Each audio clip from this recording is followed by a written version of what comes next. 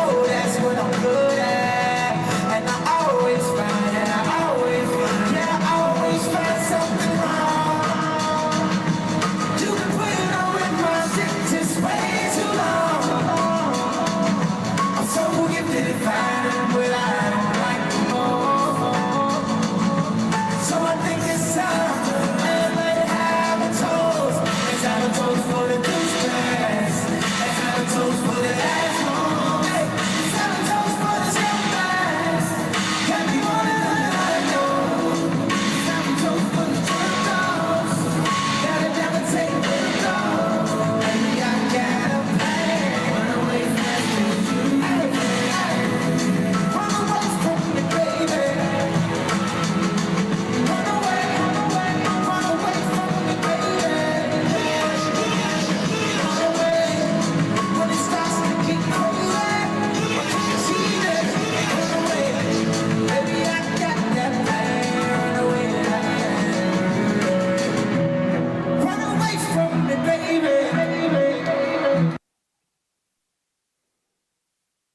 What is good? Man, Ye is so dope. That brother is something else, isn't he?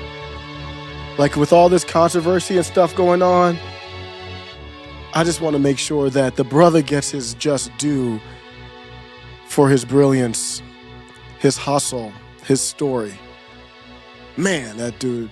If you haven't seen Kanye West, that Runaway video, woo! That's he took hip hop to a place that hip hop had never been that I am aware of. That's how dope that video is. Runaway, flashing lights. Man, that dude. So there's a lot to like about Kanye. I think I fully, when this album came out with Kanye right here, you're listening to I got the bootleg flashing lights instrumental so they don't get me on the copyright. But 808 and Heartbreak. That's the moment. What year did that come out? That's the moment when I was like, this dude is on a level that we've never seen before in hip hop. As far as a producer, MC, and everything, just the whole package, the vision. Man, that album was so good. And I'm going to talk about the Ye Runaway. Yeah, make a little kind of a Runaway joke. Yeah, I did. Yeah, I did it. I made a little joke, Runaway joke, because Ye ran away on the Timcast, as everybody knows. This is obviously way late after the fact, but I still want to weigh in on it. I had so much thoughts on it, and people, you might wonder, well, why does it matter? I don't know if we've ever seen a story like this that intersects so many different walks of culture. And you hear a lot of people talk about it, that culture is more important than politics. Ye is more important than Don Dada. He is. He just is. Why is he getting canceled more than Don Dada is? Ever was. He's getting more canceled than Brandon ever has. He's getting canceled more than who? I mean, I don't know what human being, maybe AJ? The culture is important. So you've got hip hop, you've got race, you've got religion, you've got incels, you've got Gen Z, you've got people, you've got redemption stories, you've got America First going up against the Uniparty. Then you've got the America First Civil War, if that's what this is. That's all the dinner was like two generals of the America First movement meeting together and one faction saying, we love you, but you're not good enough right now. You're not the one of 2016. That's all the dinner was about. I don't know why this has become so complicated. It's not that complicated. That's all it was about. It was about Ye, Nick, and Milo. Basically, I don't know Milo as much, so let me just make sure I speak on Ye and Nick. Nick and Ye going to Don Dada and literally saying, you're one of the greatest Americans who's ever lived. We love you, but you're not what we need right now. You're not the same guy as 2016. And they're right. That's all the dinner was about. It wasn't about a setup. You're hearing people who don't follow these people say the dinner was a setup. There's grifting, even people from Tim Pool to Robert Barnes to Viva Fry to a lot of people. None of them know anything about Nick. You can listen to him and know that I listen to Nick almost every single day because I heard his name popping up and I'm like, how is this 100-pound soaking wet 20 at the time 23-year-old such a pariah? This incel, this socially awkward dude. How does he become like American, most wanted? He's not some scruffy, gun-toting type of dude. Like, how is this happening? So I watch his live. I know his philosophies very well, so I can speak on him. But I wanted to start the conversation of the Timcast incident that happened with, this was not a bad thing. And on the screen right now I have Cassandra McDonald, who, shout out to her, she put it together. And when it happened, I saw her tweet, I got to get a beer or something like, I got to get a drink or something like that.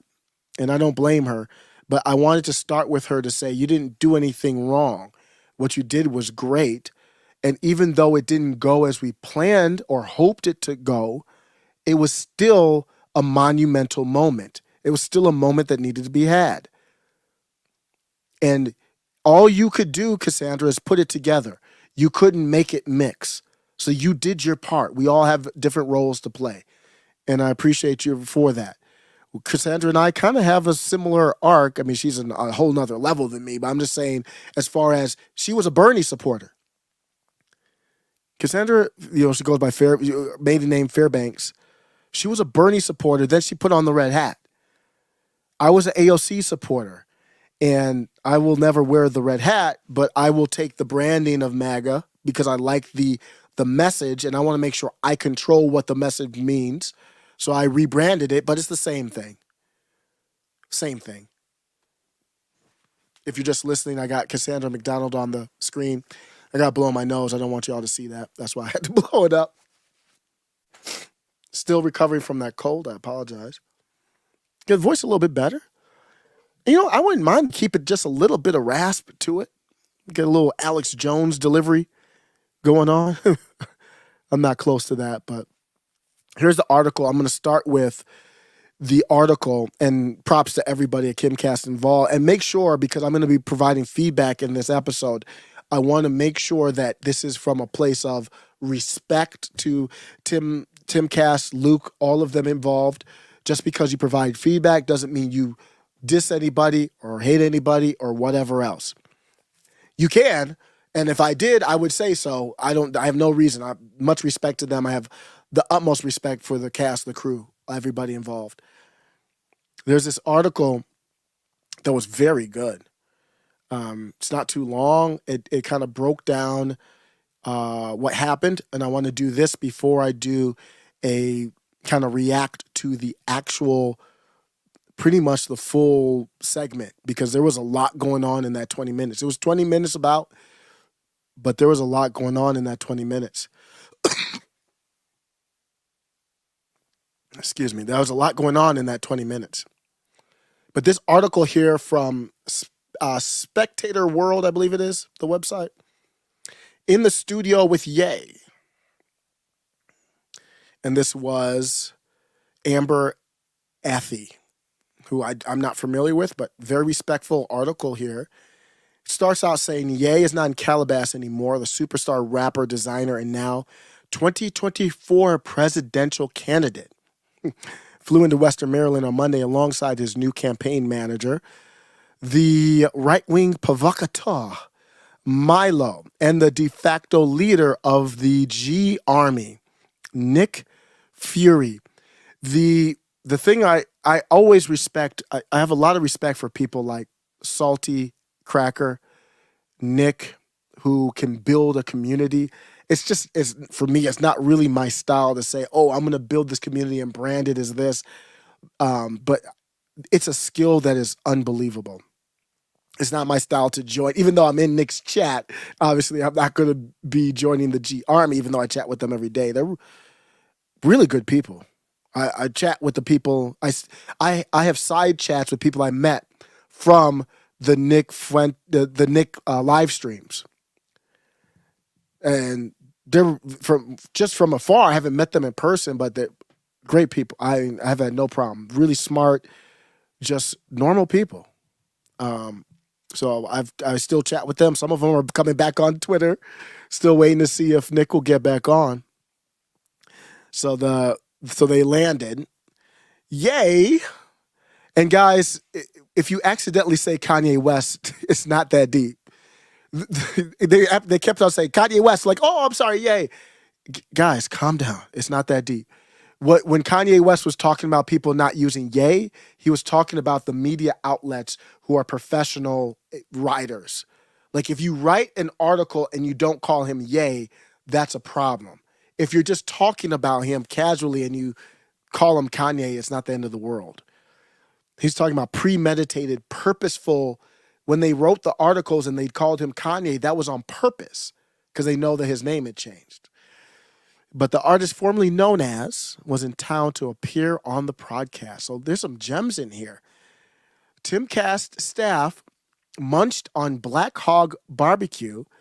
They ordered it because they heard Ye likes barbecue and wondered aloud if he'd still show. Obviously, a big name like that, anything could happen. Rumors flew as to what they were doing while they waited for the driver to arrive.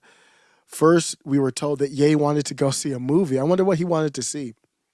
Then the word was that the group had posted up at TGI Fridays, which is it is realistic. I've seen them with pictures at like your normal shopping mall, like food stand. I mean, they're really down to earth guys. Nick Fury is, if you see his demeanor like out in public, he's like a really unassuming, kind of shyish, 90 pounds soaking wet, just geek, just a high school debate geek. Milo's the guy with the, $1,000 glasses, the suit, he's the dude, but Nick is very unassuming. It's amazing. All this noise over Nick it's really fascinating. It shows you that there's no substance behind the noise. It's just noise is what it shows you. And none of the outlets who are talking about Nick, notice that none of the outlets that are talking about Nick would ever invite him on for a conversation. That shows you the lack of integrity. If any outlet, so if I talk about anybody on this show, I've said it before, I'm not going to repeat it all the time, but if I talk about somebody, for example, I had the thing with Caitlin Johnstone. She and I disagree on China. School of the World, hello, what is good? Always great to see you stop by. Thank you. I had that thing with Caitlin Johnstone. We had a disagreement, and I offered on Twitter. I was like, just to be clear, if you want to come on and talk about it, I'm not on any beef stuff. I'm not any type of mean person or anything like that. Have a genuine discussion. Let you have your say. No interruptions. All that kind of stuff. You or your husband. She said no. Probably thought it was disingenuous, but it's all good. My point is that if somebody's name, if you have a platform, I don't care if it's print, magazine, YouTube, video, podcast. If you have a platform and somebody's name comes out of your mouth, you should be able to, if you want to be looked at as a serious person from me, you should also be inviting that person on for a conversation. Rachel Maddow played some clips of Nick Fury, and she hasn't invited him on for a conversation. That's disingenuous. That shows a lack of integrity. That is somebody that should not be trusted.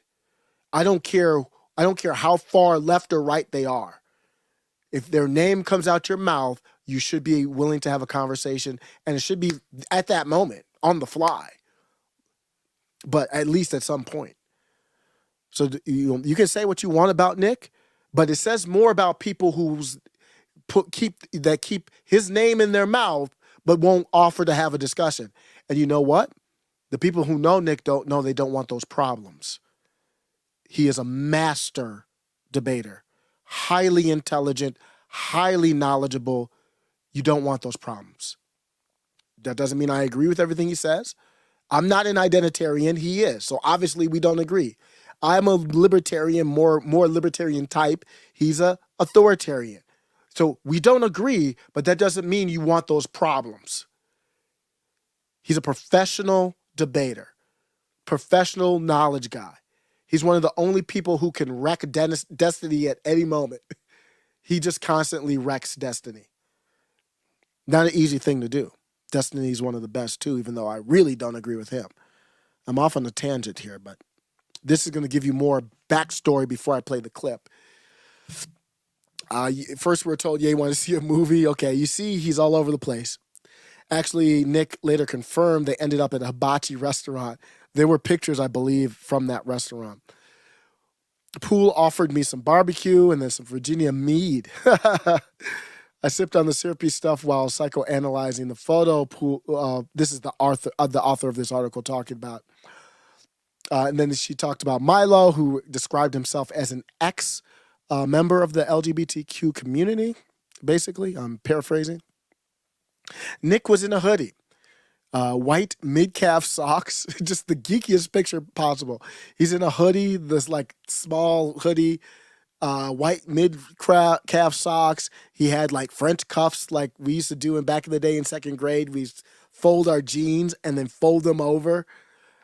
Cringe beyond belief. Sunglasses and looking down at his phone like a hungover frat boy. He even looks younger than a frat boy. Spoke to Poole about his preparation process. That's going to be brought up again here.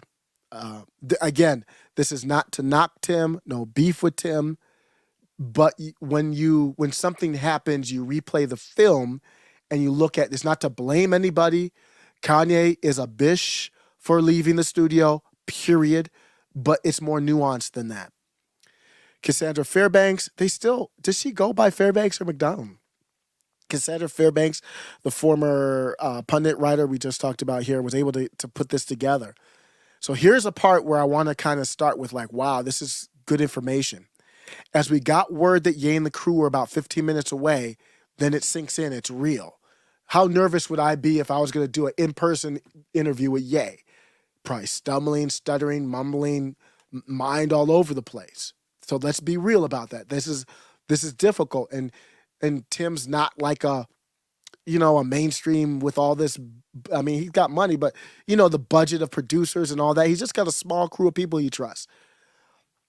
So Poole still seemed to be questioning how to properly strike the balance between not giving an open platform to the abhorrent views espoused by the three men covering a legitimate story in American politics. And that is the problem. That is a problem. Why are you going into the discussion with them worried about how to strike a balance between that's not genuine? You don't know Nick. Tim does not know Nick at all. Tim didn't know anything about Milo. Tim is his knowledge spans from the U.S. to China. I mean, his knowledge spans the globe. But on many topics, his knowledge is only a few inches deep. It's not possible to be an expert in everything. It's just physically not possible. Tim Poole is ignorant. He doesn't know anything about Nick Fury. Nothing. He can't talk about what Nick Fury's views are. I can. I can talk about it very detailed. Tim knows orders of magnitude about more things than I do. But it's his knowledge is only so deep in many things. And some it's very deep. But he doesn't know Milo. And nobody there does other than Cassandra that I know, that I've heard on the mic. So nobody there knows anything about them. And that's fine. I'm not saying you can't have a conversation with them, but you can't go into a conversation talking about an open platform to abhorrent views. You don't know their views. So you can't go. How do you go into a conversation with people you don't know? You don't know the nuance of their views. So there's no need for you to go enter a conversation. How tense is that going to be if I'm entering a conversation with this weight on my shoulder of I've got to rebuke them? We're having a conversation. You know what would have been better, y'all? It would have been better if, and I love these guys. It's not a diss. I'm not dissing them. It would have been better if it was Ian by himself. It just would have been. If it was Ian doing the interview without Luke, without Tim, it would have been fabulous. Because Ian doesn't go into the conversation thinking that. Ian knows, I don't know them very well. I don't know what their views are, so I'm not going to. Ian's like, he's so oblivious to the world. He's like, in the show yesterday, he was talking about how, and he'll just say what's on his head. He's like, to combat the issue of this abuse that we're seeing all over the place, more and more, it's becoming normalized of children. He's like, do we need to normalize sexuality? Do I need to do prawn? But the reason I bring that up is that's more on the level how Ye thinks. Tim is not. Tim is a, let's do this first and this second. And I think the same way. And I will do this. And if you say that, then I will, okay. Oh, stop. That's 2 seconds too long. Ye is a butterfly. He's just flapping his wings all over the place. But not only that, Ye is like a butterfly with a machine gun in his hand, or flying with a machine gun. So it's a difficult conversation, and Tim is trying to catch the butterfly, but you need somebody who just lets the butterfly go. That's what that conversation needed. And wait for it to stop, and then you can kind of figure it out. Here's a quote from Tim. This is probably going to be the biggest show I've ever done, and it's going to get us in trouble, and it opens up a whole bunch of risk. But like the entire news cycle over the past week and a half was what is going on with Don Dada and these guys. And then we got an opportunity to be like, hey, we're going to have these questions answered. Poole told the author of the story, the writer here, am I going to make this a wag of the finger moment at them? This is Tim here. This is Tim before the interview. So it explains a lot, doesn't it? And I'm going to play the interview clip. Tim was nervous. He was on edge. He was waiting to rebuke. You can't have a conversation like that. It's not going to be a good conversation.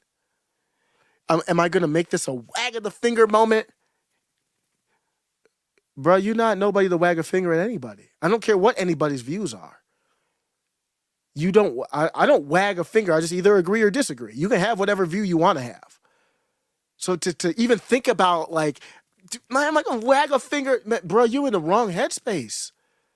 It doesn't matter how chill you guys were in the pre-room, because while you were in the preset where you're trying to build that relationship, at least as short, in that short period of time, in the back of your head, you're thinking about, when am I going to do this? The whole time. So it doesn't matter if you're like, oh, everything was cool in the pre-show. It wasn't cool in the pre-show because you had this in the back of your head and it didn't come out until the real show. So don't get me wrong. Ye is a bitch for leaving the set. That's done. I'm not arguing that. That's a bitch move, Ye.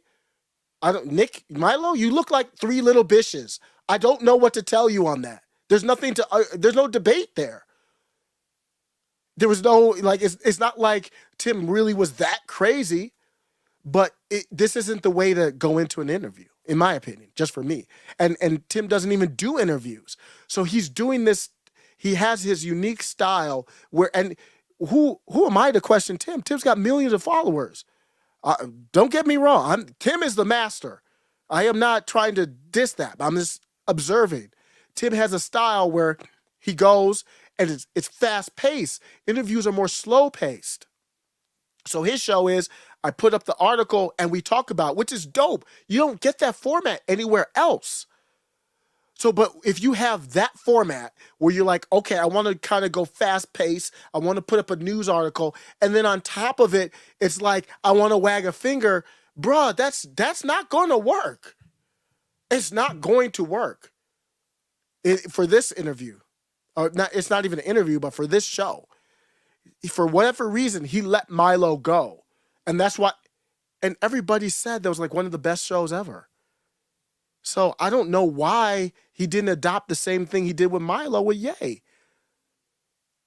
And then after the fact, Tim says in his show yesterday, which was the day after this incident, in his show yesterday, he says, "Oh, they might have had a plane ready, bro. That's not no. That doesn't make any sense. They don't need to come on your show for 20 minutes and then pay for a private jet for what? You're avoiding reviewing the tape." Broken traditions came in the chat. Let me make sure I'm not on mute because I haven't looked at the chat in a while. And broken traditions came in the chat, and the other day he was like, "A lot of my hours viewed might be me listening to myself." What he's doing I haven't talked to him, but I think what he's doing is trying to listen, like, how do I sound? What do I get better? How do I change? So Tim, that take is whack. I don't know. Maybe it was a setup. I'm not saying, I don't know that for sure. But for you to assume or even to start speculating like they came on the show to use you, that doesn't make any sense.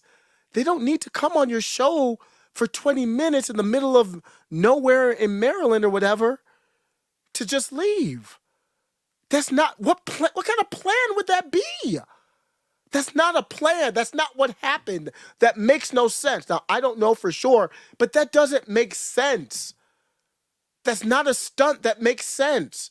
That's Tim trying to do mental gymnastics to avoid going back and listening to the tape to figure out what happened. And that's not to blame him. He didn't do anything wrong. But you can still go back and look at the film, review the film. So that is so cringe. So people are saying, well, they set up Trump. No, that's not what happened, in my opinion. Then they went on Timcast to just pull a stunt. Why would Ye need to do that? It makes no sense at all. That's not what they were doing. Ye just had that long conversation with Lex Friedman, and you could tell he was tired or whatever. In this article, they say Ye looked tired or whatever. He doesn't need to be on Timcast. He doesn't care about Timcast at all. He's Ye. He doesn't need to be on Timcast. So he's just like, man, I'm out of here. He said, I'm going to get a PJ. I'm out of here. Private jet is what he meant. Do I make this my opportunity to virtue signal about how much I despise their views? I hope Tim didn't really say these things. Is that a joke? I don't even know what that means. I have to assume that's a joke.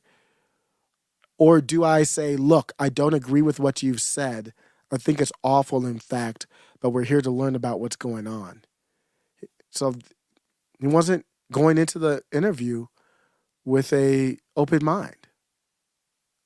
And I'm not blaming him, but that's a problem. I think I'll just go to the clips now. Or really, it's one long clip.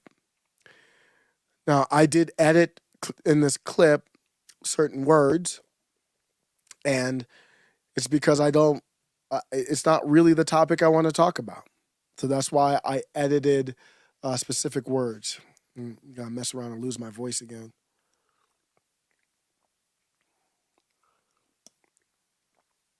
I apologize. I got to get a drink here. Make sure it's tea and honey. Make sure let me calm down a little bit before I don't even make it through this live. The last time I lost my voice was the Ye live as well.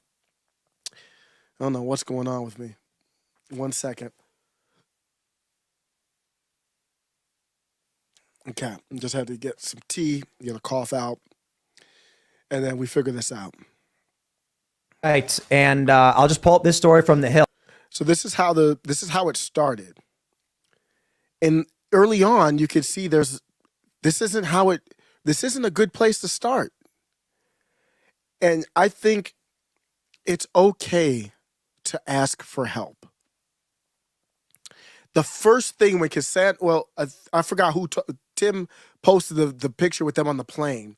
And I think I tweeted it. I don't know, but I tweet so much. Sometimes I'm like, let me not tweet because people are probably tired of seeing stuff. But I was going to tweet. I probably had a draft of it and deleted it. I was going to tweet, I hope Tim has talked with somebody who knows them. Lauren Southern, Elijah Schaefer, Bryson Gray. Talk to somebody, and there's too many people on the set already. So don't bring anybody else on the set.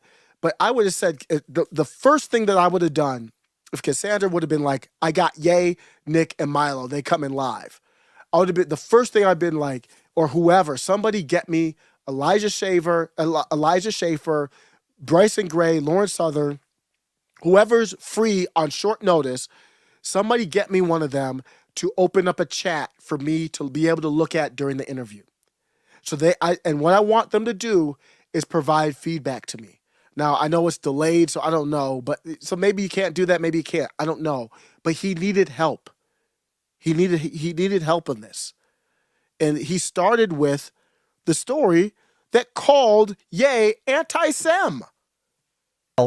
Which is from earlier today at 5 p.m. Pence says Trump should apologize. It's wrong to give seat at the table.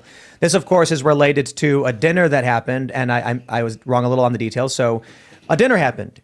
Nick, you were there. Ye, you were there. I just want to start off. You heard that, right? Nick, you were there. Give seat. So anti-Sem. So he's saying that there's dinner, and then there's this accusation of anti-Sem. Well, so Tim, if you didn't want to start with anti-Sem, then you probably picked the wrong article. Am I wrong? Am I wrong? Tim, look back at the film. It's not a diss. You didn't do anything wrong. You can start with that article if you want. Let's get into it. It's the elephant in the room. Let's get into it. But he didn't want to start there. You started with an article that had anti-Sem in the title of it. Can you imagine if I'm in an interview and we start with an article in front of millions of people and it's somebody calling me anti-Sem? I'm not letting it go. I'm not talking about the dinner. I don't care about the dinner. Somebody just called me anti-Sem, and I'm getting canceled for it. They closed my bank account. They're trying to come after me for taxes. They're putting a hold on my funds for calling me anti-Sem. We're not ignoring that. So it was a terrible, terrible article to start with. I would have started with, and he mentioned it, I think it was before this, I probably would have started with, you announced Ye 24. Bruh, you in the game. Last time you ran for president, you didn't get on the ballot in all the states. What made you step up at this moment? What does Ye 24 mean? You got your crew. You got Milo and Nick. You could have started with a different article. You didn't need to start with the dinner. You've got Ye on the show. You don't need to. I understand when you do us live, I'm looking back at my lives and I'm like, damn, I got to start with something a little bit more intriguing. Otherwise, I'm just going to click off. But you've got Ye, and you don't need to worry about that with Ye in the studio. You can start with whatever you want. There is no boring topic with Ye in the studio. So this is, I would have been like, Tim, no, we're not doing that article first, bro. Are you crazy? Because he doesn't know them. I think he might have wanted to do this article, start with the dinner, and then get into the anti-Sem. But if it's right, the dinner, the whole controversy with the dinner is the anti-Sem. Other than that, there's no controversy with the dinner. So let's not start with the dinner. At the table. This, of course, is related to a dinner that happened, and I was wrong a little on the details. So a dinner happened. Nick, you were there. Ye, you were there. I just want to start off by, how did this dinner come to happen, and what happened? I was talking to Trump for about a month. We had scheduled the dinner in October, and then he announced for president. He pushed the dinner back to November. And I've been pulling together a campaign. And after I put up the DEF CON tweet, a bunch of people that have been canceled, like Alex Jones, I started getting in contact with other people that were now on the inside of the matrix. And Alex Jones, producer, said that Milo wanted to contact me. And here we are. So that's how you guys got in contact. Yeah, originally, and then I suggested that we bring in Nicholas as a enormous extra brain firepower that he is. He's most extraordinarily brilliant political commentator of his generation, and he's been treated just about as badly as anybody. So I thought he deserved to be in the room too. And yeah, that's pretty much how we got together. So I have some questions about that, but we'll get through the dinner portion of how exactly this happened, what went down. So this is how you. So I would have liked to have seen more flexibility here, because Ye talked, then Milo talked, and then Milo gave a shout out to Nick as one of the most premier streamers of his generation, which is just basically indisputable fact. It's not about whether you agree with him or not, but for him to be banned off of every major social platform, he got even banned off of D Live. D Live is an alt platform. He got banned off of that. Then he had to create his own website. So for me, Tim has a chance to redirect because Milo's done. Ye's not talking. I would have been like, Nick, how do you feel like you got on board? And go with that and get Nick in a little bit and then come back to Ye. You get in contact, the three of you. How is it that Nick ends up invited to this dinner? And what happened?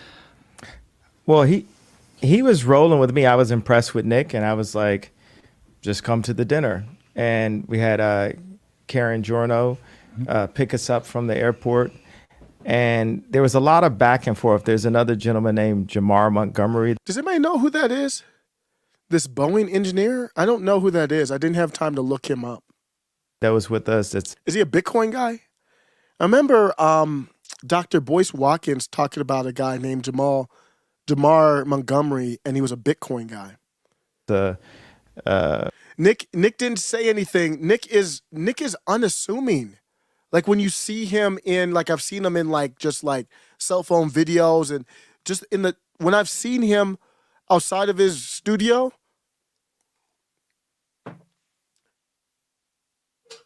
when I've seen Nick outside of his studio, he's very humble. He's very quiet. Now, Milo's also a butterfly. So it's taking everything in Milo's heart, body, and soul not to jump in every 2 seconds. Nick, he has no problem. He does no problem letting other people talk, and if you don't call on him, he won't say anything. He's very unassuming. He's not an aggressive guy in these type of settings.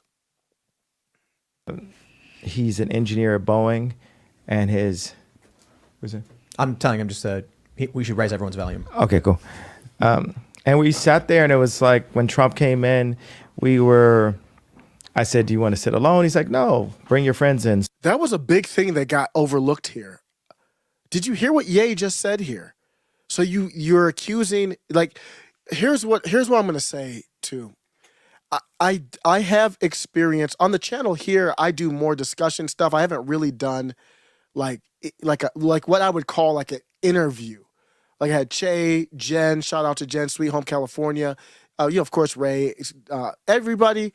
It's been more, I kind of did an interview with River, friend of the show, but I got to hit her up. I haven't talked to her in a minute. But I used to have a hip hop radio show, non-commercial, 89.3 Dearborn, Michigan. We're making waves. I used to do a hip hop show. I think it started at midnight or 1 a.m. every night, or 11. It was like 11 to 1 a.m. And I would have local hip hop artists come on, and it was just me, and they would come through with their whole crew and all that. So if I was doing an interview, I really needed to be wary. My wife is telling me to calm down. I really needed to be wary of, like, I'm in a recording studio. There's nobody in the studio other than me. And I'm interviewing a hip hop artist, and they don't roll by themselves. They come through with 3 or 4 guys that I don't even know. I don't even know who they are. My point of bringing that up is you've got to be able to balance the energy and figure out, because I will still bring up touchy subjects and stuff like that. But if you're respectful and you feel what the energy is about, I never had not even an iota beef, because I told them, hey, I'm giving you a platform. I'm not going to be against you. I might question you to give you a chance to kind of further go in depth.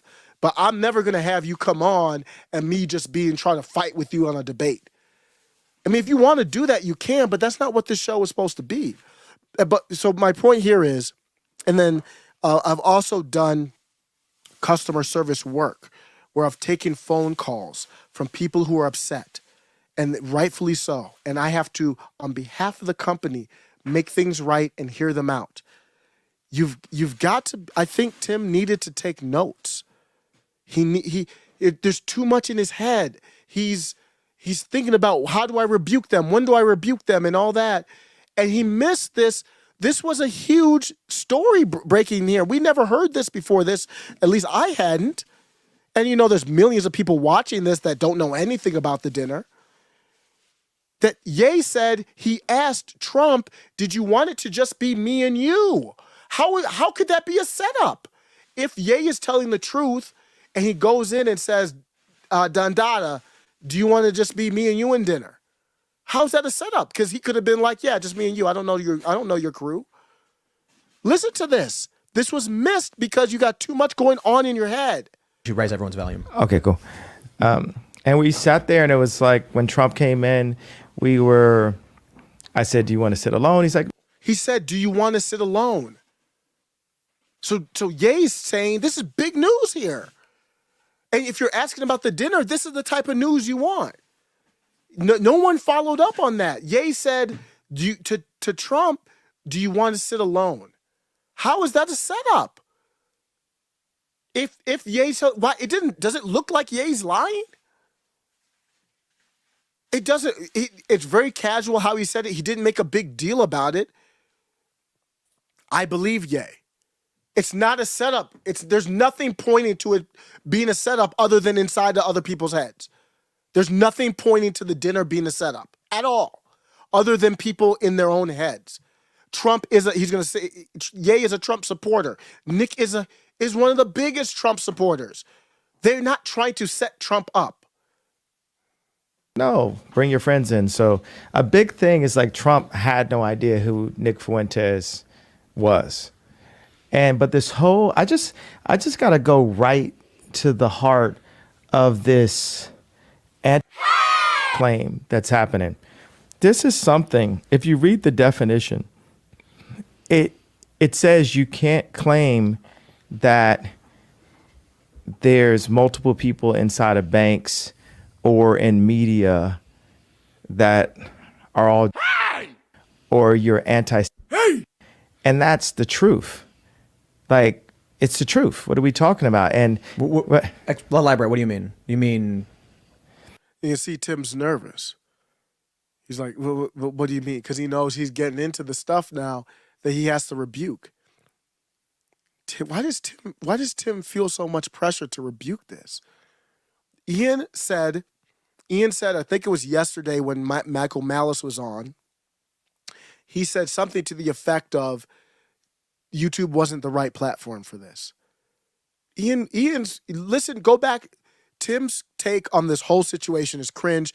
Just like, thank you for stopping by. Kate Nicole states, great comment. Tim's video from today are ridiculous, and he sounds crazy with this theory that it was all planned, dinner and the workout. No, he's wrong. We don't know. He doesn't know. I don't know. But his reasoning is terrible. So yeah, that's the problem here. So you bring this back. That are all or you're anti. And that's the truth. Like, it's the truth. What are we talking about? And Elaborate. What do you mean? See, now Tim's nervous and he knows he's jumped into the topic that I have to rebuke. Does he feel like he has to rebuke it because he's on YouTube?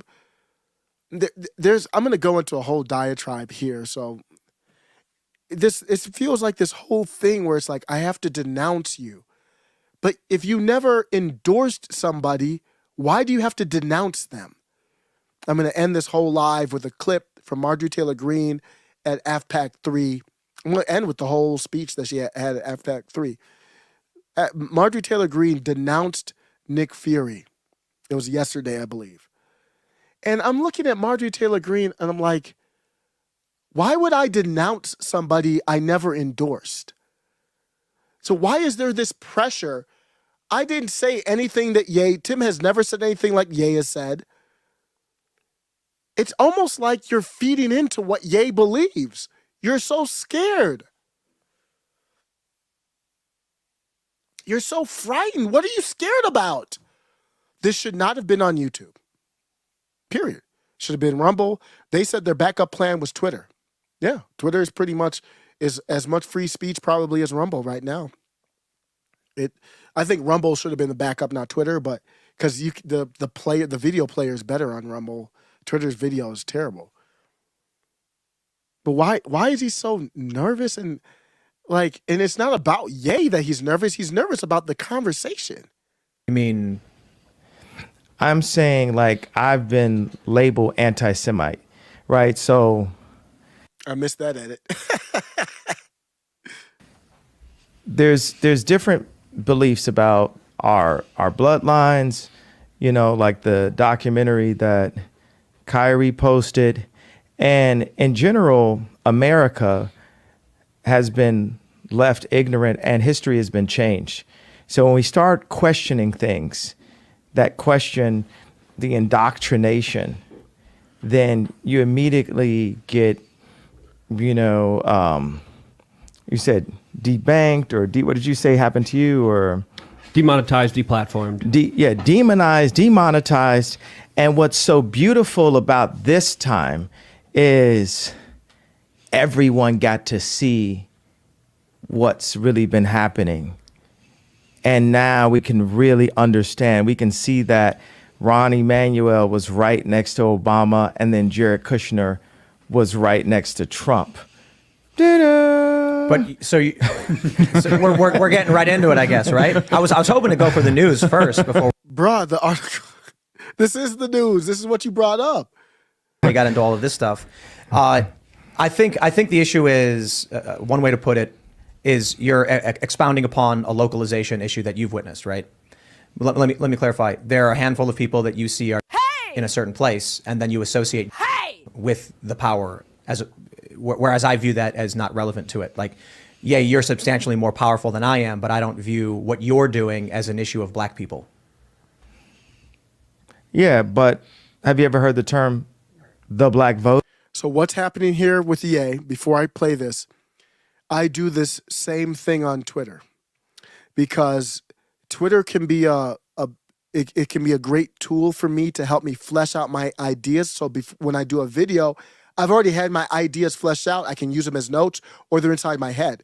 But it can be bad, obviously, just like anything else, if you use it too much or like you respond to random people that are just pot-shotting, they're ad hominems, they're not helping you develop a philosophy. So what Ye is doing here, so what I do as well is I will ask a question to somebody on Twitter, and the question is a test to see if I'm going to have a further discussion with them on it. If you are worth my time. It's often a question of something that, would you agree with this?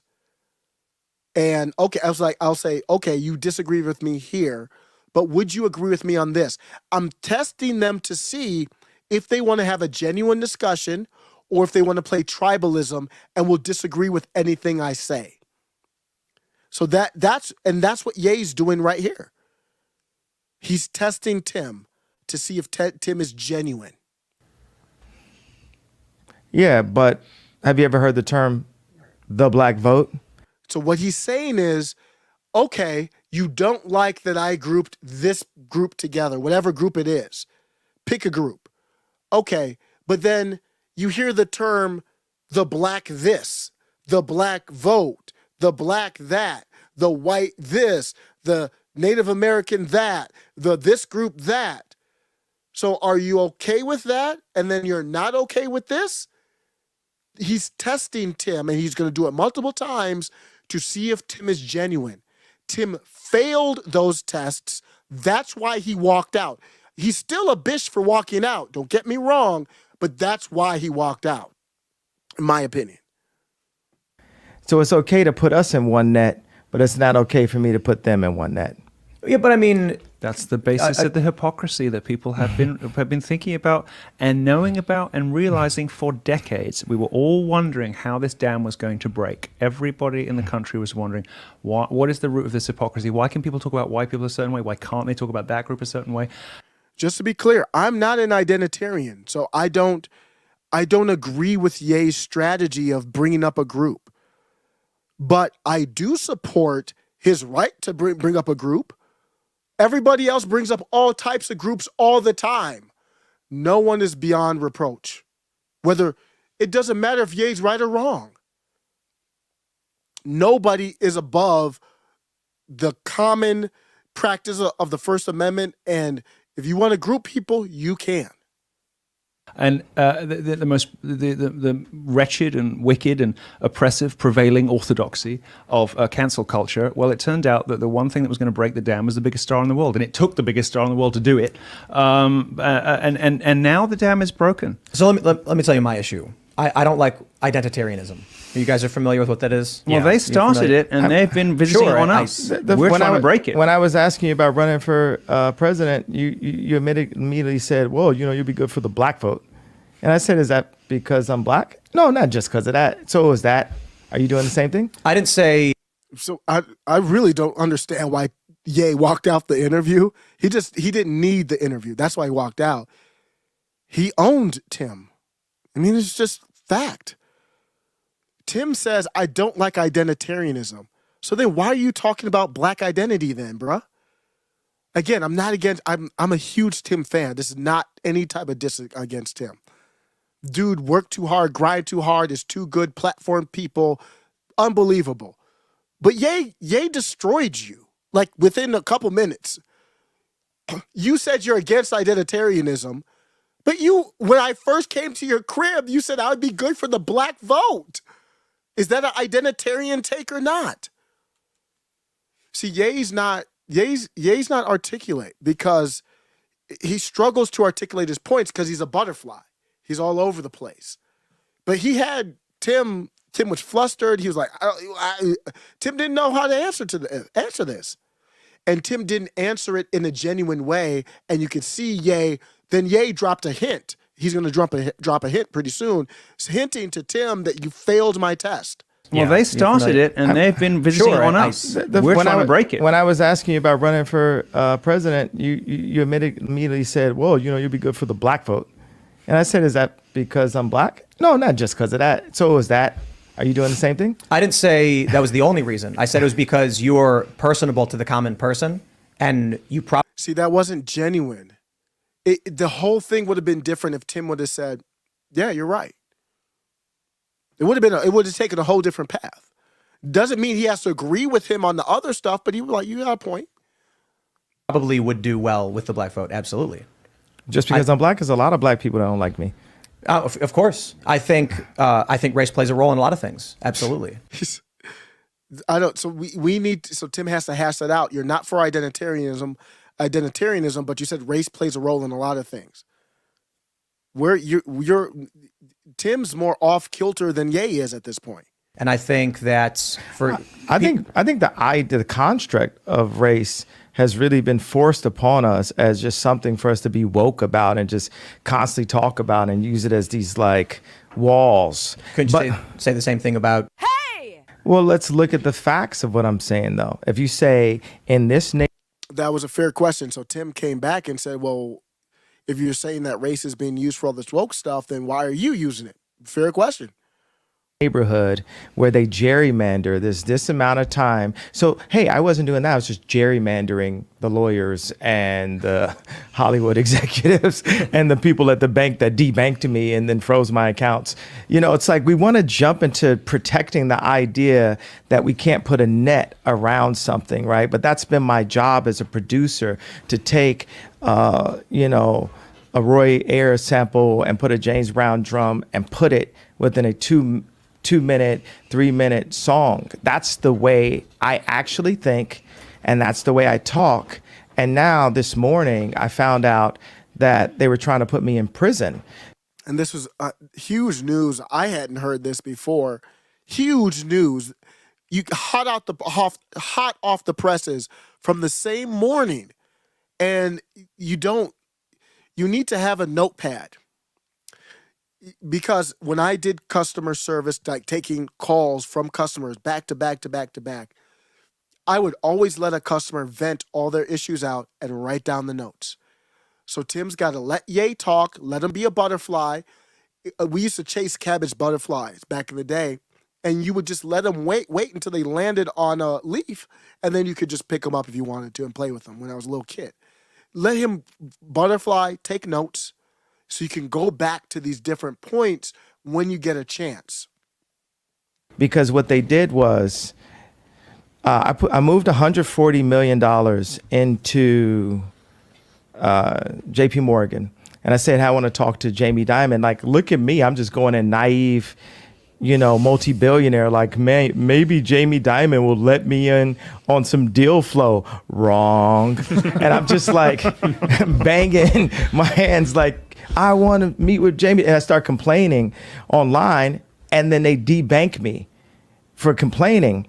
And so I'm about to get debanked. They're like, you need to go to Trump's, the bank, AXO, whatever, you got to go. And I'm like, I've been trying to buy my own bank for the longest. And then we figured out how to get my own bank. It's like 50 million, 75 million. So I'm about to buy my own bank. But then as they're about to take the money out, here comes Adidas with a $275 million bill for marketing funds that they agreed upon. Because I said to them, hey, I'm the marketing, give me the marketing fund, which proves by the response they got when they stole the designs and said, we're going to not call them Yeezys anymore. So this is what I was already fighting Adidas for. So I'm fighting Gap, get out of Gap, fighting Adidas.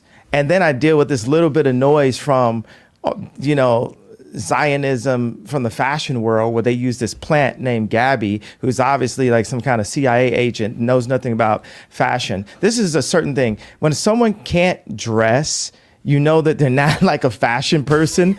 They're just there as like the society, like the control that they try to use with celebrities, which has now been broken, right? Because where it broke. Okay. I want to get on like LeBron in a second, but I'm going to come back to this and just talk about this morning where.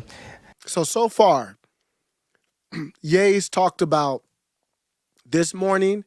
They tried to debank him, basically. He looked into buying his own bank. I just took quick bullet point notes. He looked to buy his own bank at 50 mil. He wanted to take the money out, it sounds like, to buy his own bank. And before he could do that, Adidas hit him with a $275 million bill. They stole his designs. And when I say they, I'm talking about the companies. This is Adidas here. Stole his Ye design. Now he's fighting Gap, fighting Adidas, and then Gabby, and I think he's talking about the Gabby, let me search her name, Gabriella Carefa Johnson or whatever. I think he's talking about her. In just that little bit, he's dropping so many different things. You have to take notes to keep up with after he's done speaking. I've even done that when I'm talking with Che or Ray or somebody else. After they're done, here's where I want to take it. They've said all these different things. Where's the most important place to take this conversation? And if Tim really didn't want to get into the anti-Sem stuff right now, then he had a ton of stuff to go into that was breaking news. You didn't need to get into that stuff at all. You had a whole video to get into it. Thank you for the super chat. See super chat. Let's be frank. Oh, let's be frank. Thank you for stopping by. I appreciate it. Last American Pubcast in the building. Good breakdown. Have to run, but keep up the great work. Yes, thank you, sir. Appreciate your $5 super chat. Let's continue. I'm not going to mention her name because she's a nice lady, but someone at Cohen Resnick tells me, and I tell all of my finance people, never use the term a lot, but they said, okay, you're going to have to pay a lot of taxes. And that made me feel like they're just like waiting, like we finally got them. We finally can put him in jail. And I was like, can I still run for president in jail? I found out I could. So I was like, okay, that's fine then. It'll be okay. But if you were Jeffrey Epstein, they wouldn't touch your bank account. They would allow you to break the rules, regulations, just like JP Morgan and Chase did, just like Deutsche Bank did. So there is an issue to bring up with that. But when it comes to the race stuff, I think this is an important discussion to have because I have to complete this thought. You guys got to. Okay, go ahead. All right, because I'm talking about literally finding out that they were trying to put me in prison. Yeah, so Luke he just dropped information about the bank and all that. Just put the race stuff aside for a second. You've got breaking news. You've got the guy there, right there. And Ye even says that in a little bit. He's like, why are you talking about outside forces and pressure? I'm right here in front of you right now. This morning, watch this. So This morning. yes. So not come to my house this morning, but I found out, okay, so they put a $75 million hold on 4 of my accounts. And then they said, you owe a lot of taxes. Took me like 6 hours to find out how much a lot was. They said, well, around $50 million.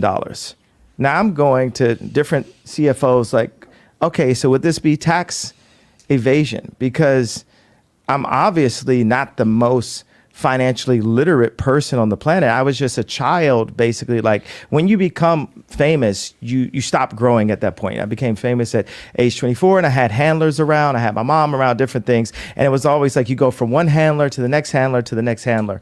So now I get to actually learn how to run. Look at all this golden stuff that once he stops, you could go over. Like when somebody brings up like these golden things, the taxes, the bank, you're going to buy your own bank and all these things that are side places to take the conversation. If you genuinely wanted to have a conversation with Ye, race is the last thing that I'm thinking about right now. He talked about when he became a star at 24 and he's like, I've been passed from handler to handler. Like you can expand on that. That there's so much here. A company. I get to learn how to, to count. Really, I was like Pablo in a movie. It was like I didn't even know where to put the money. Like literally making 300 million. Do you know how many people are like that are superstars, or I think they're like that, but they would never admit it? He's being very honest, genuine, authentic here. Yeah, he is. $1 million cash, but you're just like a high-priced. We're not going to use the S word just because it's just like too passe to use it. But it's like next year I was supposed to make 500. Yes, big ass says handlers. Basically, managers, publicists, all these people that you pay. Now you've got, he's making at this point, he became big, so he's got per year 300 mil coming in. I mean, that's a lot of money. For I don't know. Let's just throw it out and say that that's what it is. He's got a lot of money per year. So you've got your publicist, you've got your manager. They're doing your bookings and all that kind of stuff. And I don't know all the people, but that's what he's talking about. He's got people doing his taxes, his finances. He's young. He's not running anything, is what he's saying at that time. $1 million in royalties, and like no one needs this amount of money. But when I would work on homeless shelters and ideas, I'd have a contractor, we won't say what race, and they'd be tearing down the contracts. It's all about, position. It's not about the amount of money that you have. And, to come in here, I feel like it's a setup to be like defending. I'm not going to go through another. This is your spidey sense better start tingling right now. When I play this part here as an interviewer, when the interviewee says this, what he's going to say right now, he's not being mean, he's not being outrageous, it's a red flag. So when I'm taking all these bullet point notes, this is going to be the most important thing to address. So after he's done speaking, I'm going to let the whole crew know, quiet, I need to talk to him. It's me. When he stopped, I'm not interrupting him. Luke, stop. Whoever else, stop. So I can address this so we don't let this thing derail. Like I'm literally going to walk the F off the show if I'm sitting up here having to, talk about, you can't say that it was people that did it, when every sensible person knows that. I mean, Jon Stewart knows what happened to me and they took it too far. It was like American History X. Like my head was on the side of the curve and the exact people that I called out kicked my head. We found out that my trainer was a MK Ultra Canadian intelligence. He worked in the defense research and development in the Canadian military. Essentially, all this is fine. It's not going to agitate him anymore or anything like that. So this is fine. Working on psyops Who's in this the guy? Canadian military. This is Harley Passion. No, so Tim missed an opportunity there. If he's gonna jump in, it should be to be like, here's the point where I'd be like, hey, Ye, I took notes. This is where I'm not telling Tim what to do. I'm just saying what I would do. At this point, it's be like, let me give a second. You broke down so many things there. You were gonna buy your own bank. You were trying to take the money out. He might interrupt again, which is fine. Let him go again how long he wants to go. And then I'll get down to, you've put it all out there for us so far. You've been authentic. You've been genuine. You mentioned the Lex Friedman interview. I saw the whole interview, so I can comment on that. I know what he's talking about. Lex had the same problems that Tim had in this one. Lex talked about how we don't want to bring up identity, and then Lex goes ahead and brings up identity when he wants to. You can only bring up an identity when you want to, huh? So that's what Ye was like. That's disingenuous. And I thought Ye and Lex were kind of friends, so I don't know what happened on that. But at this point, I would tell Ye, I don't want to. You guys came all the way out here. I heard you. I don't want to turn this into a Lex. You've been genuine with me. I'm gonna be genuine with you, bro.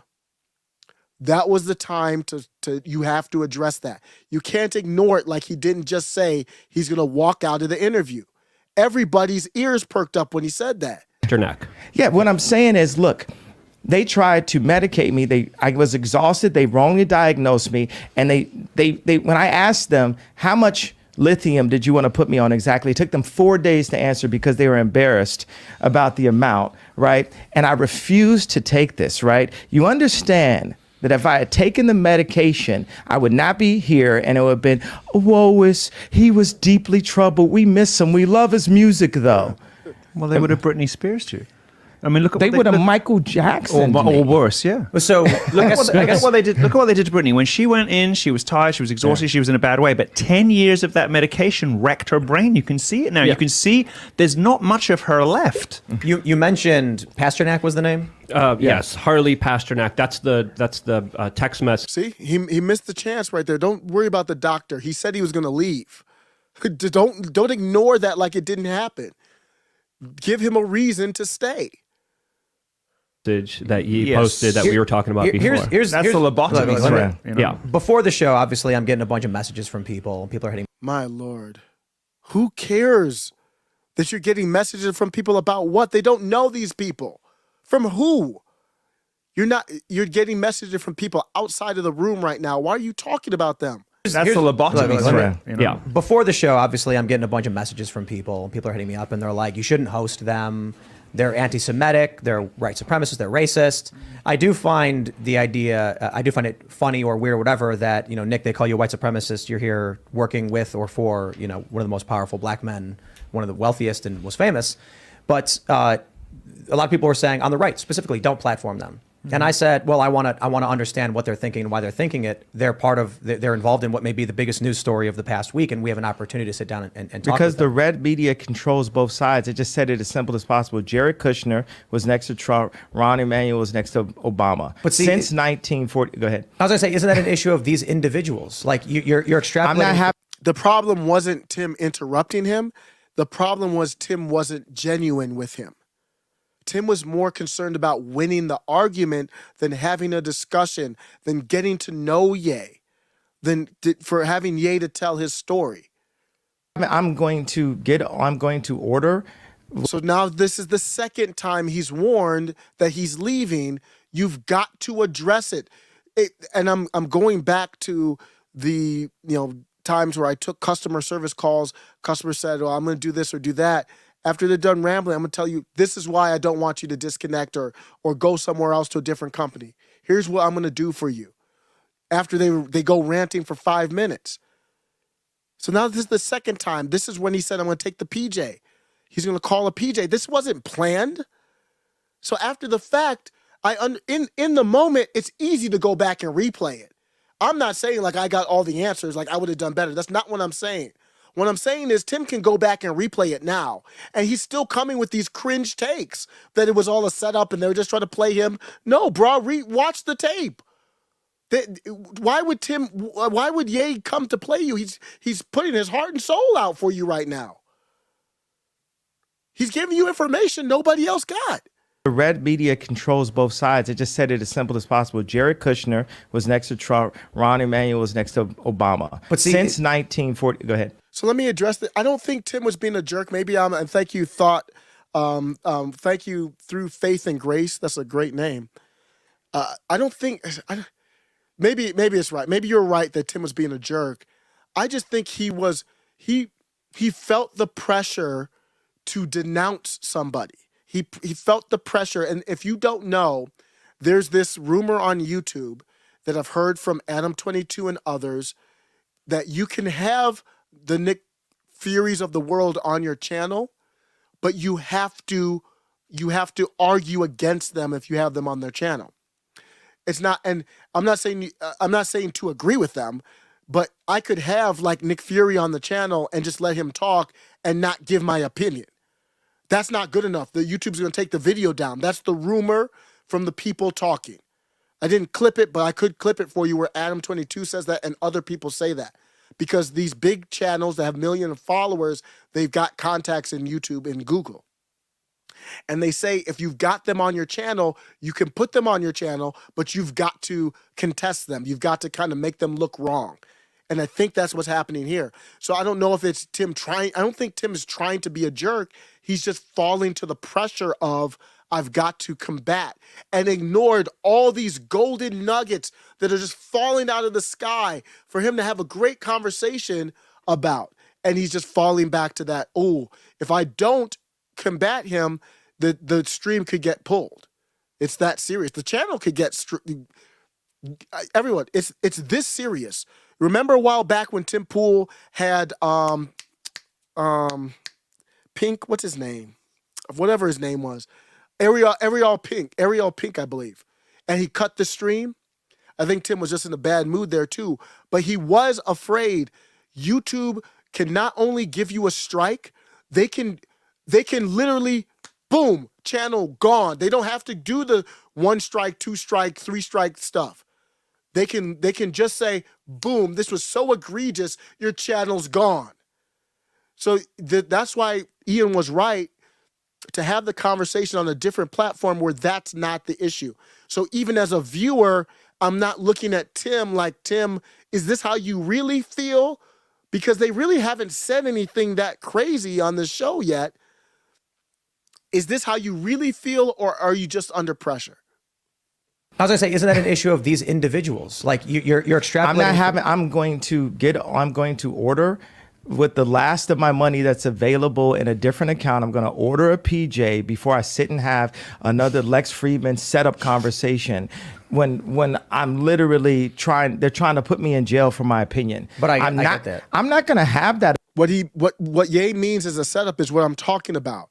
You have me on the show, and really the only purpose for you to have me on the show is to rebuke me. Now, yeah, you're still a bitch for leaving.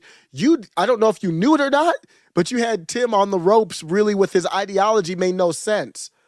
So you probably would have shown very well if you had stayed, and now you leave and you look like with two, especially Nick is a young, unassuming, he looks like he's in middle school.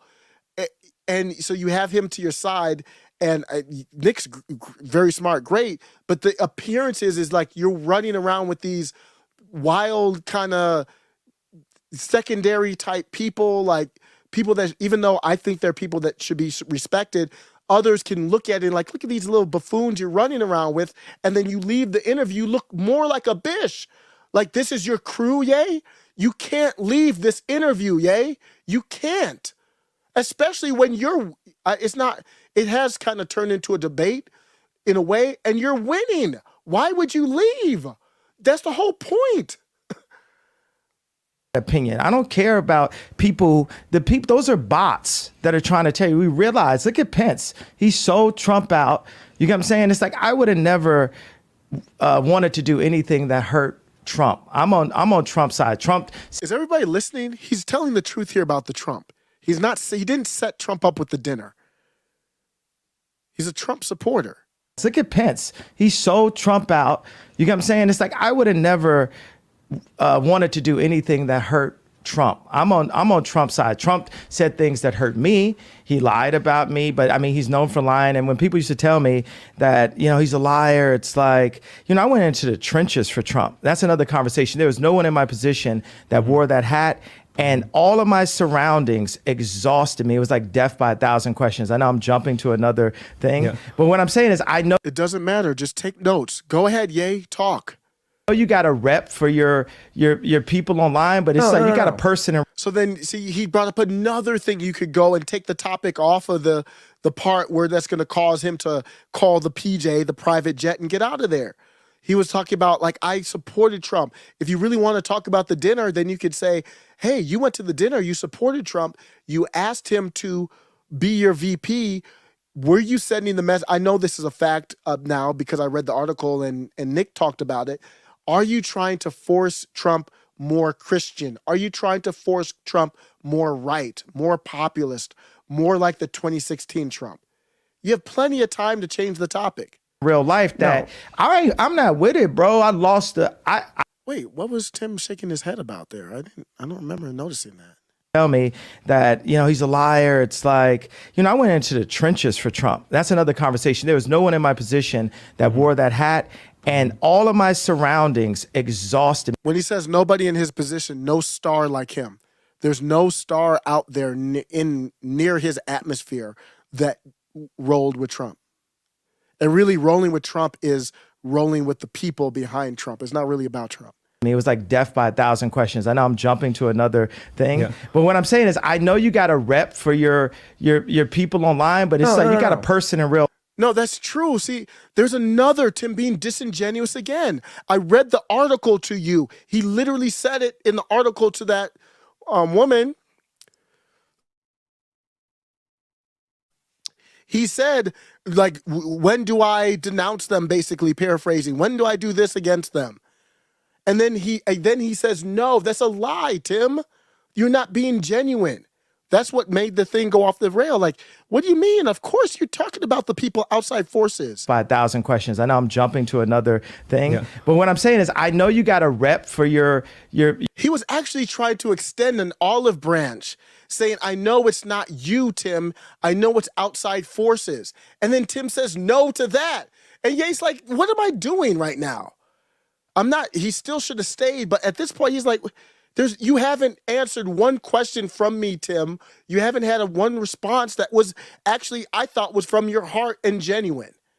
Your people online, but it's you got a person in real life that I'm not with it, bro. I lost the money for the freedom of speech, and that's what makes me the only American that we know that really deserves to run the country. Because everyone else, your boy DeSantis, Trump, whoever they raise in a petri dish over on the Democrat side is going to play the game. Look, and, here's what I was trying to get to. You went right into the my thing. So then now Tim goes into, well, you went into it, not me. So you see how it went off the rails, looking back at it. So now Tim's blaming Ye for the conversation and not even addressing what Ye's saying. I think it's something that should be talked about, but if you start bringing this up, you're going to ask my opinion on it. I'm going to disagree with you. I didn't ask your opinion on it. You jumped into it. But I don't care about you. He's destroying Tim. Tim, I love you, man. You're great. You're an inspiration. This is nothing against you, but he just completely annihilated Tim on this. He was like, Tim, I didn't ask for your opinion, bruh. Now, the show that Tim does is opinion, shoot back and forth, but this is Ye, man. Like, every situation isn't the same. You adjusted when Milo came on. You've got to adjust when Ye comes on. It's not, I don't know, pick some random dude.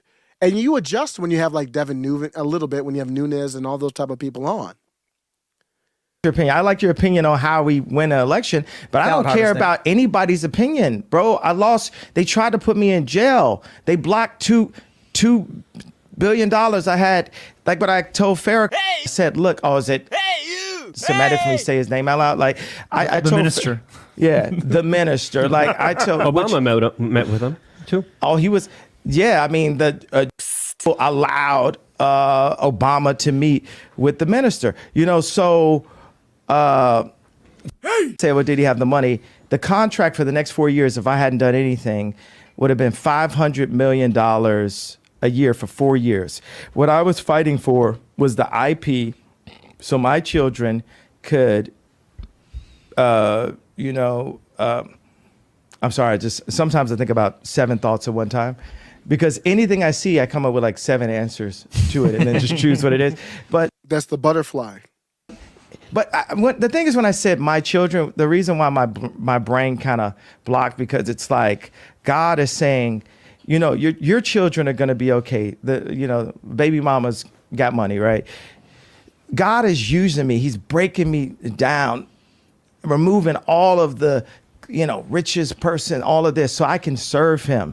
And the more and more those things are taken away from me, the more I can be empty and be a vessel and be able to be used. And right now, it's like, you're not going to take, if we can't, you're not going to take my pain away, right? The people say, it's cost, this happened, and you can't say anything about it. We can't take their pain away. No one's going to denounce the fact that they tried to lock me up. That's what, because every time I'm just holding stride, and it's like, I thought I was more Malcolm X, but I find out I'm more MLK, because as I'm getting hosed down every day by the press and financially, I'm just standing there. And when I found out that they tried to put me in jail, it was like a dog was biting my arm, and I almost shed a tear, almost, but I still walked in stride through it.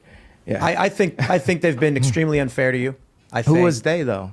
We can't say who they is, corporate can we? press. I'm not using I don't use the word as the way I guess you guys use. I'm talking. It is about them, though, isn't it? I mean, because No. because when you think about it, Well, so here's the end of it.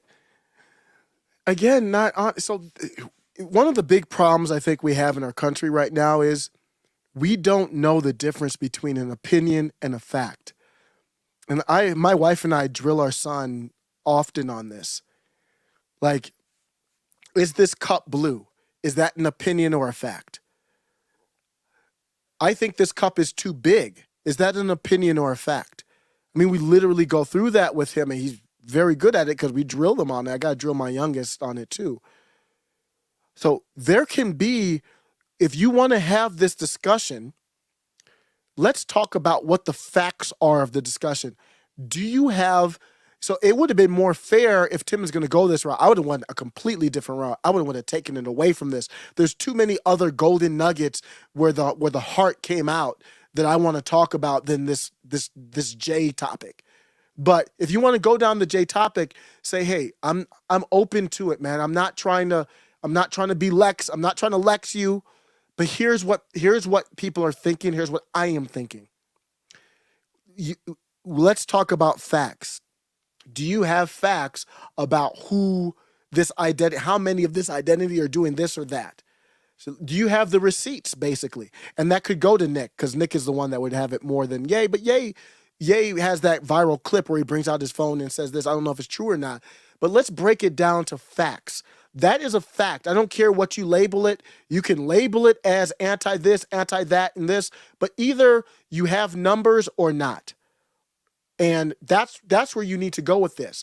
So they say, hey, so Ye says, this was the final test of genuine. Are you genuine or not from Ye? When Tim says they, it's fair for Ye to say, who is they? Who do you mean by Ye? And it's fair for Tim to say, I'm just talking about the press in general. Because I just used they, and that's how I meant it. I wasn't talking about any group. But this was the final test of being genuine or not. If you're going to entertain my voice, are you going to entertain my argument after I spilled my whole heart and soul and told you about my bank account and talked about my kids and all this stuff? Are you going to at least give me some respect to tell my story, to have my opinion?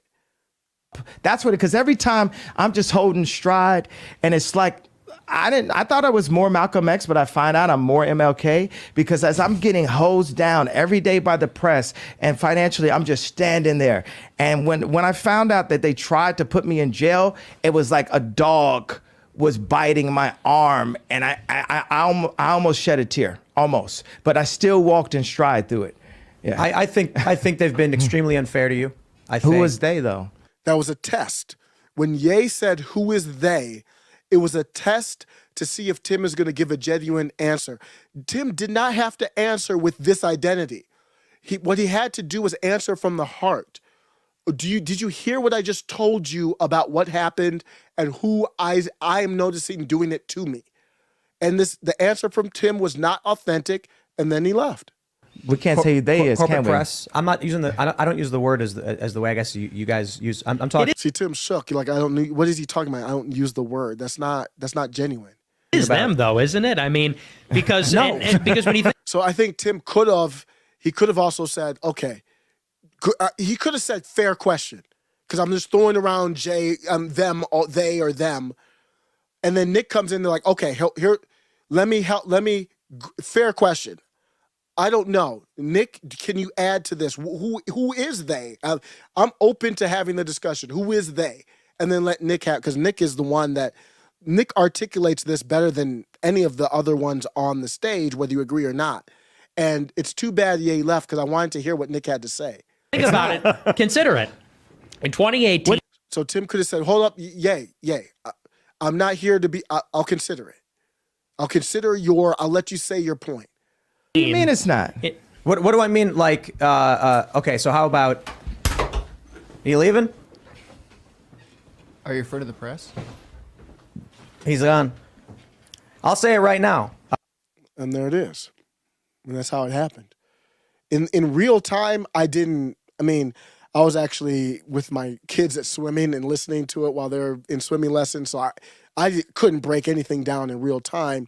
But in retrospect, looking at it, you kind of see what happened.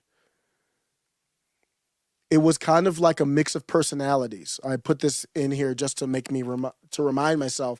Tim is also very fast paced. The best YouTubers out there, they speak very fast. Lauren Southern, Destiny, Fuentes, even Vosh to a certain extent. Most of them are Destiny is unbelievable. This dude is playing video games and speaking twice as fast as I am, with more details and memory pool. And Tim is fast too.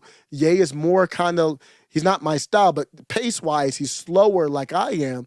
So you've already got oil and water.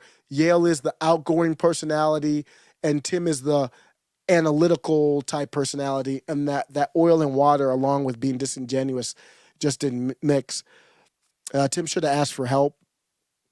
He should have known that it was too much. It was too much for him. He didn't know what he was getting into. He treated them like they were like members of the Triple K, which is ridiculous. At least I can speak with Ye, and I don't know Milo well. I can speak on Nick and Ye. It's absolutely ridiculous to be treating them like they're members of the Triple K or some kind of nonsense like that. What's the dinner about? The dinner was about pushing Trump. It's in the article. Let me see if I can pull that article back up real quick. It's in this article here. Let me pull up this piece, and I'm going to go into Trump here. Here it is right here. Nick Fury, meanwhile, did his best to define the purpose of Ye 24. It's about creating a win-win, he told me. If Ye forces Trump to be tougher and push to the right, and Trump ultimately wins, that's good. Nick explained. If Ye wins, that's even better. They told you what it was about. It's about pushing, and that's what his Nick's streaming show was about. But he's like, well, if I can do it with the Ye campaign, it might be more effective. And I already got to meet with Trump to push him further right. And the way I look at it is more populist and more the 2016 Trump. What happened to Trump, y'all? What is going on with Donald Trump? He's almost irrelevant right now. I like the speech, but Trump of 2016, in response to having dinner with some 100-pound soaking wet incel virgin high school dude, Trump would have gone nutso. He would have been talking about all the skeletons in all the closets. He would have gone completely berserk on the media. And I had to look to see what his response was, because I'm like, I don't even know if he responded. This ain't gonna work, Trump. That's why you won in 2016. We don't need a Trump pretending to be DeSantis. What do I need that for? Here's Trump's response to the dinner, or one of his responses. So I help a seriously troubled man who just happens to be black, yay, who has been decimated in his business and virtually everywhere else. And it's not like, do you support that? It's almost like Don Dada supports that. I'm really out if he supports that. So I don't know. This statement is really bad. This is from Truth Social, and who has always been good to me by allowing his request for a meeting at Mar-a-Lago alone. So Trump said he allowed for the meeting. Whoops, I messed that up. Sorry. So Trump said he allowed for the meeting alone. Ye, in the interview with Tim, because Tim was so focused on trying to denounce, didn't even pick up on it, that Ye said, I asked Trump if he wanted to meet alone at the dinner. And Trump said, okay, bring your boys out. It doesn't matter. So that I can give him very much needed advice. He shows up with 3 people, 2 of which I didn't know. The other, a political person who I haven't seen in years. I think that's Karen Giorno. I told him, don't run for office. A total waste of time. Can't win. Fake dudes went crazy. If we don't need a cucked Trump in 2024. I don't need it. I don't know what this is. It's a terrible response. I said, I don't know what's going on with Trump, but if he stays cucked like this, there is no path to victory for him. His response to the Nick dinner has been worse than pathetic. I hope somebody can get that to Don Dada. Where are you? That's your response to the media?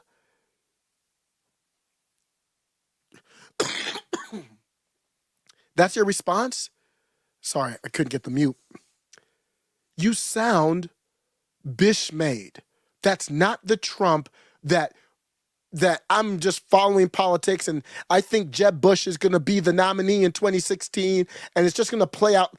That's how I felt when I followed politics back then. I was like, okay, Jeb Bush, it's his turn. It's going to be another Bush. And then here comes this guy talking about all kinds of craziness. We need that guy again. Period. Somebody asked me, how is he supposed to respond to a setup? Well, number one, it wasn't a setup. Ye wanted him to be named VP candidate. Fuentes, Milo, them. They call them grifters. Politics is grifting, so I don't know what that even means. Along for the gravy train ride. What do you mean? How is he supposed to respond? He went after Mitch. Here's another lame Trump. What happened to Trump? It's almost like he got neutered.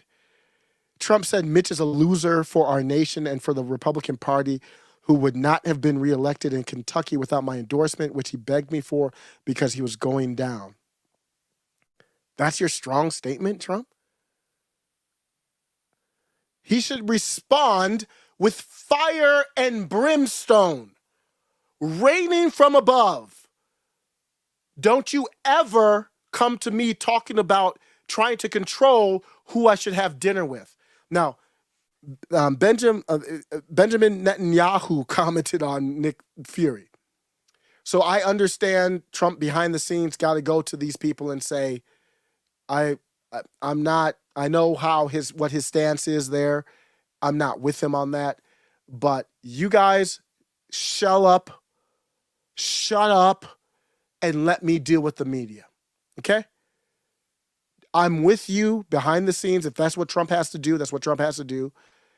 And he needs to go fire and brimstone.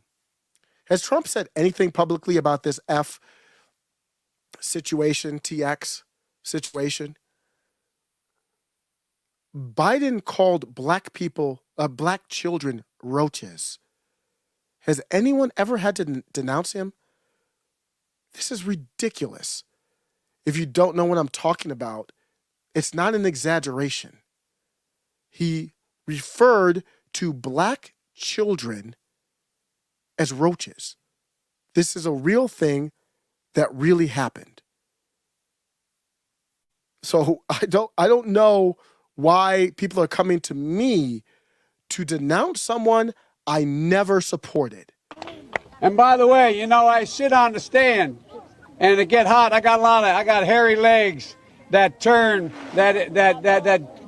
turn blonde in the sun. And the kids used to come up and reach in the pool and rub my leg down so it was straight, and then watch the hair come back up again. They'd look at it. So I learned about roaches. I learned about kids jumping on my lap. And I've loved kids jumping on my lap.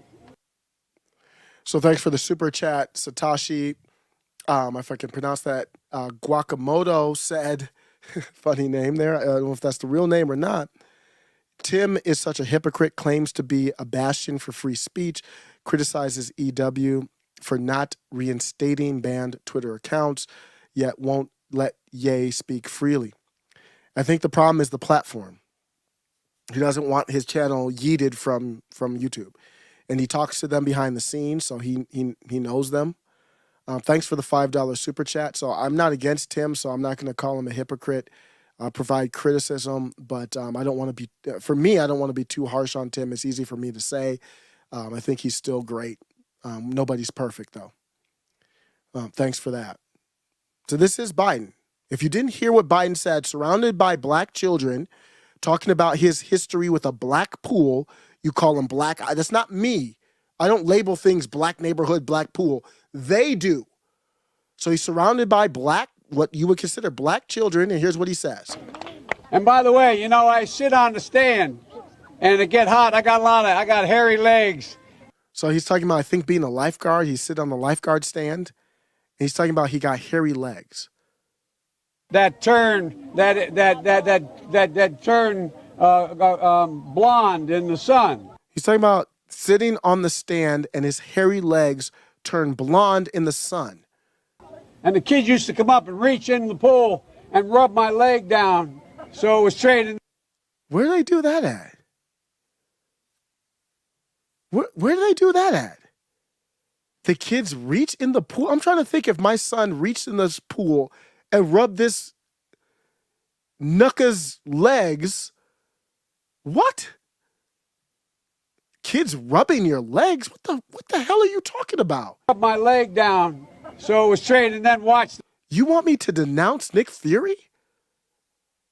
I would have, if I were Trump, I would have gone back on Twitter and said, did you remember the time when Biden called black children roaches? Here's my response to my denouncement. I'm going to denounce Nick Fury, and here's how I'm going to announce it. This is my denouncement video right here. Here's my denouncement. And the kids used to come up and reach in the pool and rub my leg down so it was straight, and then watch the hair come back up again. Have you ever been to a pool and let kids rub your leg? Look at it. So I learned about roaches. I learned about roaches? The hell is he talking about? They look at it. So I learned about roaches. I learned about kids jumping on my lap. I learned about roaches. I learned about kids jumping on my lap. And I've loved kids jumping on my lap.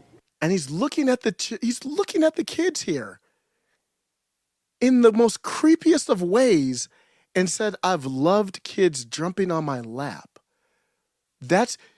You want me to denounce Nick Fury?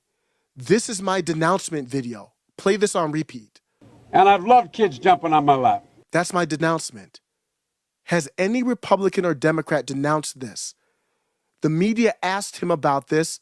His team refused to respond. You want me to denounce somebody I never endorsed? Have you heard this? It's time to go. It's time to go there. Now is the time. They want you to denounce somebody. Well, let's talk about it. Mitch, you want to talk about it, Mitch? This company donated $1 million to a super PAC aligned with you in October. Money that was stolen from people. Who's denouncing Mitch? What's more important? A high school debate geek or $1 million stolen and put into an anti-populist movement from Mitch McConnell, leader of the Senate? Which one's more important? I'll denounce Nick Fury after we talk about this. Jump back on Twitter, pay off whoever you need to pay off, allegedly, with Truth Social. Get your ass back on Twitter, and let's go to war. Informational, political war. Let's do it. It's beyond time. So I hate, I've kind of been in this emotional space. I did the video on the announcement at Mar-a-Lago. I didn't want him to bring up all this ugly stuff in his announcement that he's running for 2024. I thought the speech was fine. I liked it. That was good. A lot of people didn't like it because of the energy, whatever. I thought it was what he needed at the time. But I also thought the announcement meant I'm back in the game. So if you want to come at me, we'll talk about every taboo topic that you don't want to talk about until you stop bringing my name out of your mouth. That's the energy that needs to be here. That's why Nick, Milo, and Ye went to dinner with him. That's why. It's that simple. Elon Musk said that the obvious reality, as longtime users know, is that Twitter has failed in trust and safety for a very long time and has interfered in the process of where we pick people to represent us. Are you going to announce Vijaya Gadde? Are you going to denounce Parag Agrawal? Are you going to denounce everybody involved with Twitter in interfering, as Elon said, because he can see the bodies in the closets now? Are you going to denounce all of them? I already played this video here and broke it down. This is a video that I saw for Getter going into Apple. And I'll bring this up to play this here. It's showing, like, there's a lot of things. If we're gonna start denouncing things in our country, there's a lot of things that we need to start denouncing. Now, this is why we get so excited, because we know that we can positively affect hundreds of millions of users. And that is exactly what we've been up to. Airdrop. Airdrop is absolutely the easiest way to share with the people that are right around you. And what this is getting at are the protests in China. And there's people, common citizens, protesting, which is a lot more risky than protesting here. You protest in China, and Apple said the allegedly CCP called up Apple and said they're sharing the videos of the protests. Turn off the features, AirDrop, and all that are allowing them to share. Are you gonna denounce Apple? Is that bigger than Nick Fury? You tell me, am I the crazy one? Which one's more important right now to denounce? And DeSantis, to his credit, he has a clip from a press conference where he went after the CCP and said what they've done with the zero pandemic policy and all that's been bad. Much credit to DeSantis on that. if you want to share with multiple people, you just tap, tap, tap. Now, Apple is once again trying to appease the Chinese government. How? By limiting the use of AirDrop features on iPhones in China. And that is AirDrop. Next, let's talk about the camera. And it shows the complicity of the global corporatists, particularly the companies domiciled in the United States that enjoy the protections of the United States. The CCP just simply makes a simple call to Apple. Apple just in their network environment just says, okay, we're going to turn off the AirDrop feature and the tactical data sharing among the citizens. Was that an upgrade or just a feature that had not been turned on? Apple roared into the TV game with a morning show, a superb drama about the importance of dignity and doing the right thing, made by a company that runs sweatshops in China. I had a woman come up to me just a second ago. They won't say why. That's the country we live in right now. Google is 25 times larger than Twitter, 50 times bigger than Apple is 50 times bigger than Twitter. They can crush Twitter. They are the gatekeepers of the First Amendment, just like they crushed Parler. They have too much power. They abuse it. This is Mike Davis We must update and enforce our century-old antitrust laws and break up their monopoly. Rising Serpent says, what Apple is doing to the Twitter app is routine authoritarian overreach for them. They did the same thing to Parler. They refused to unlock the Pensacola naval base shooter and the San Bernardino terrorist phones. Now, my take isn't, I'm not an expert in that topic, but my take isn't necessarily that they needed to do that, but you see they have the power to pick and choose. Meanwhile, they restricted airdrop in China to help the CCP. And then you have someone as talented and important to the movement as Marjorie Taylor Greene, in response to this pressure, saying, of course I denounce Nick and his racist anti-Sem ideology. I can't comprehend why the media is so obsessed with him. She says, do you actually report real news or just use CNN for your political activism? Then she goes after the Ilhan Omar. But Marjorie, if it's fake news, then why did you denounce Nick when you never supported Nick? You just spoke at his event. That's all that happened. So why would you even address it as like something where you need to denounce it? And if you follow me on Twitter, you can search middlemaga.com. I posted the whole speech from AFPAC 3. But I'm not going to play it. I'm not going to play it right now. But this clip here is from AFPAC 3. This is the event that caused the controversy. It's Nick's event. Nick and his people are identitarians, obviously, but Marjorie Taylor Greene gave them an anti-identitarian message, and they applaud it.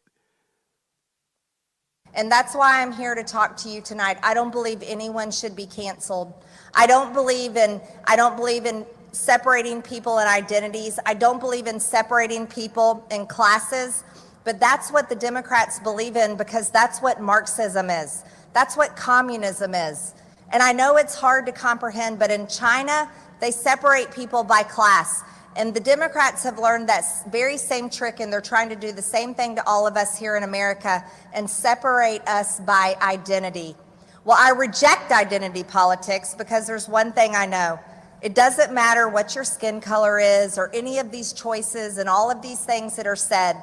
It matters who you are as a person, it matters who you are in your character, and it matters how you treat other people and the type of life you live. And so we have to stand together as Americans.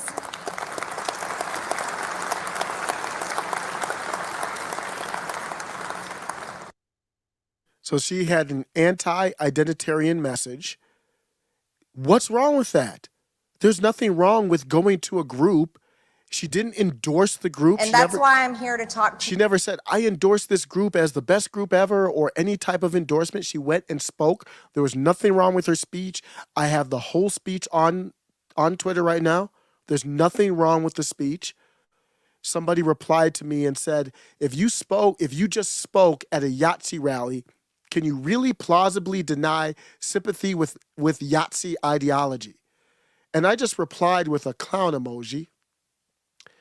Because it's nonsense.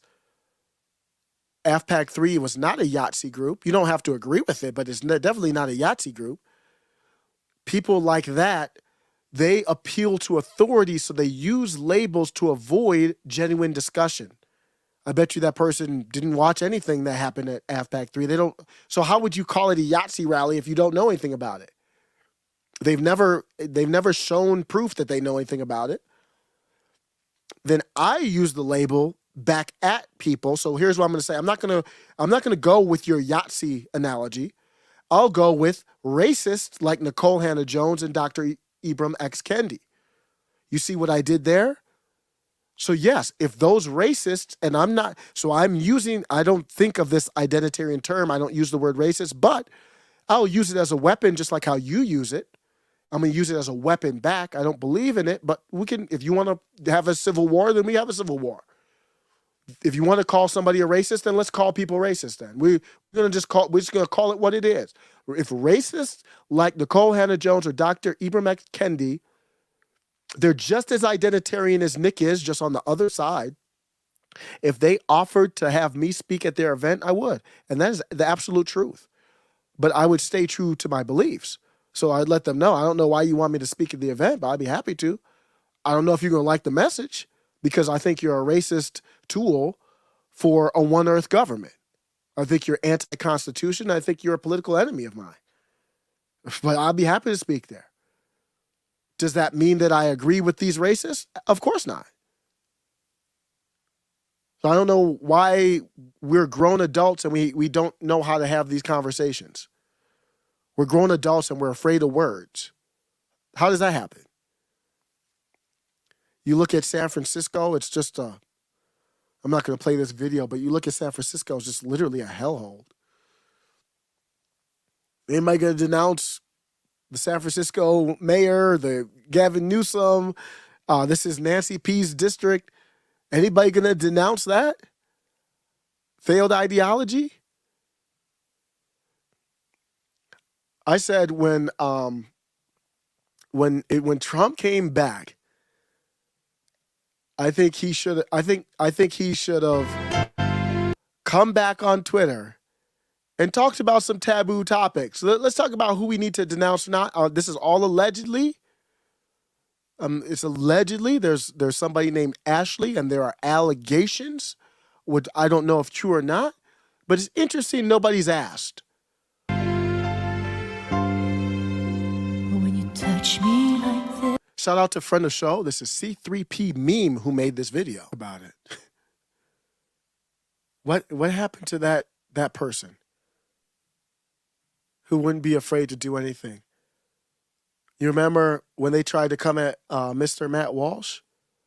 I guarantee you they're not coming at him the same way anymore. I mean, they are, but they're not. They are, but they're a little hesitant.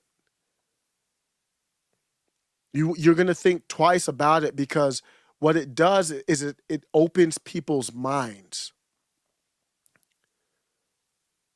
So there's a risk when you come at somebody publicly that they can use that attention that you're giving them to redirect it somewhere else.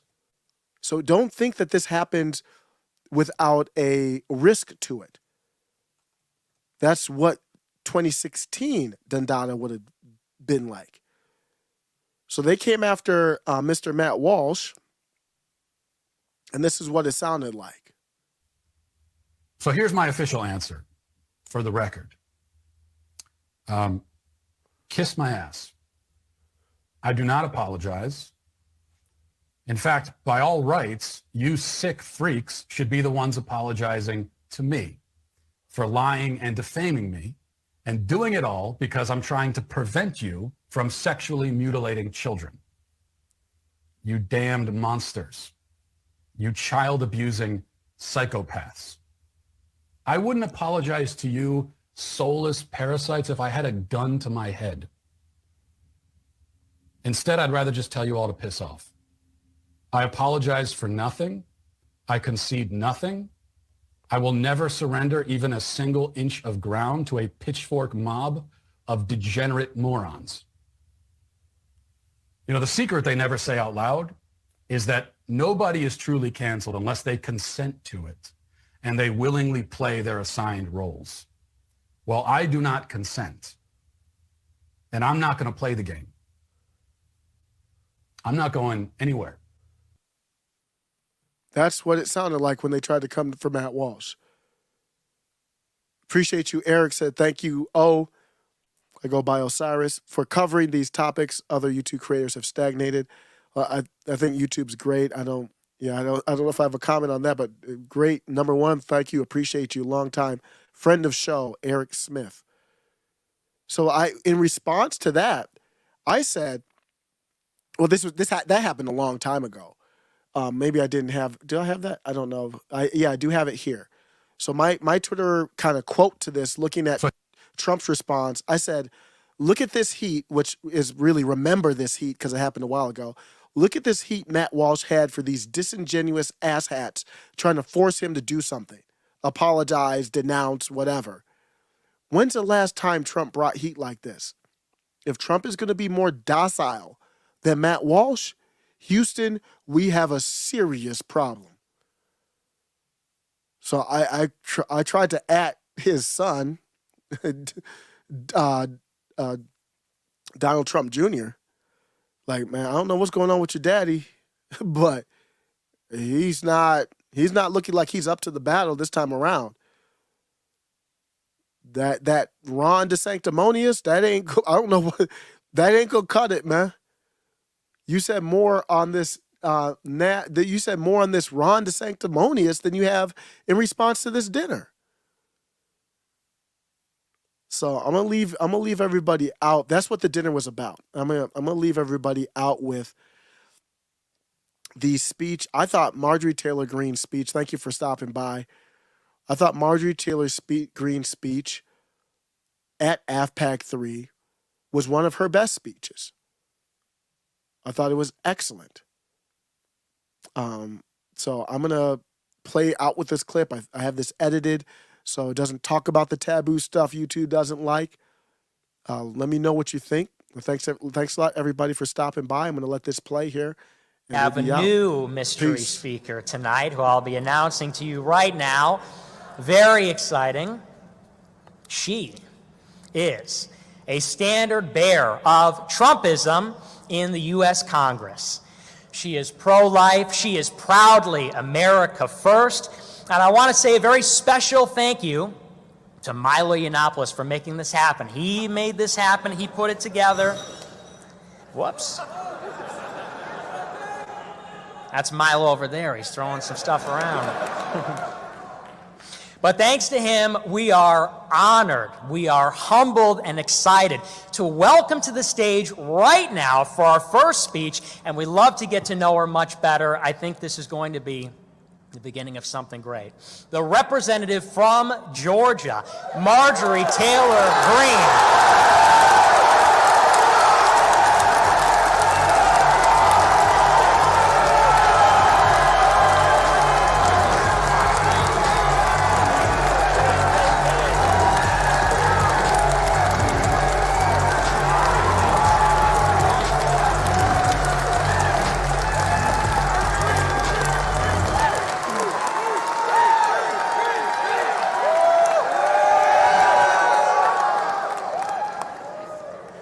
Well, hello, canceled Americans. You know, I'm thrilled to be here with you tonight, and I'll tell you why. I think I need to talk to you about who I am and what I see as the future for our country and the future for all of you. You see, you might know me as a member of Congress, but you need to know me a little bit better. My name is Marjorie Taylor Greene. I am the daughter of the King, the one true living God, the Alpha, the Omega, our Father in heaven, and I am a forgiven sinner, washed in the blood of our Savior, Jesus Christ.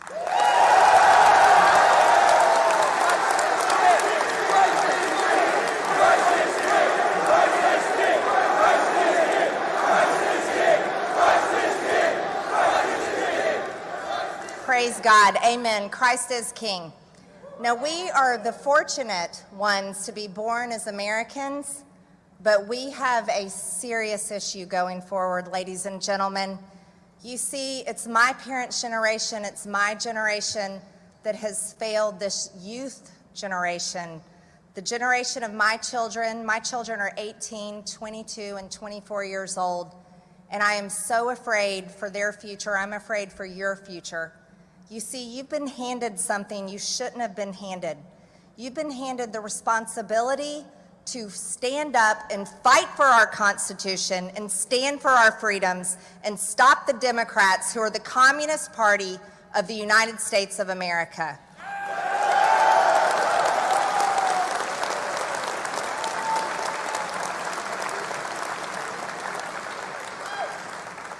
But even more so, if you're a Christian, you've been called to something bigger. And this is what I want to talk to you about today. Our country has gone down a road that we should have never gone down. We have gone down the road of staying silent and allowing sin to take root and to destroy the very fabric, the moral fabric of our society.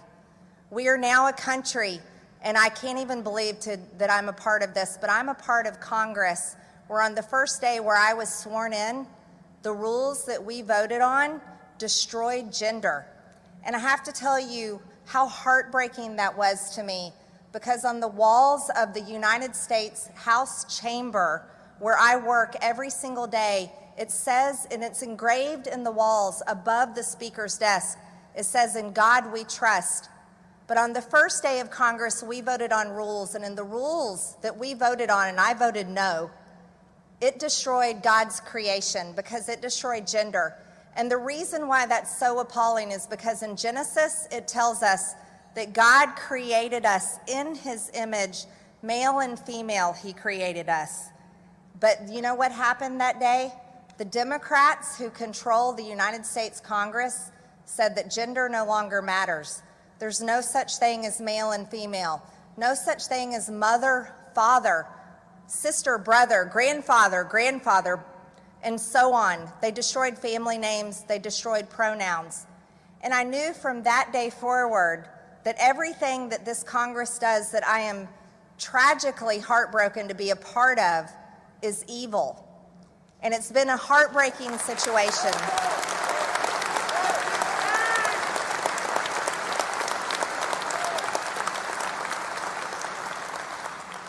Now, I want you to know I have stood boldly for the truth. And because I have stood boldly that there are only two genders, male and female, I am attacked every single day. I even have a sign outside my office that says there's only two genders, male and female. Trust the science.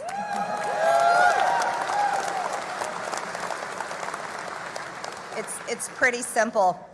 But it matters to me, and I'll tell you why. As an American woman, I'm very proud to be an American woman.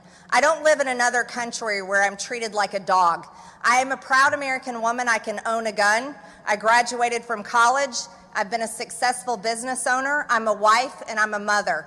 And being a mother is the greatest thing I will ever do in my lifetime.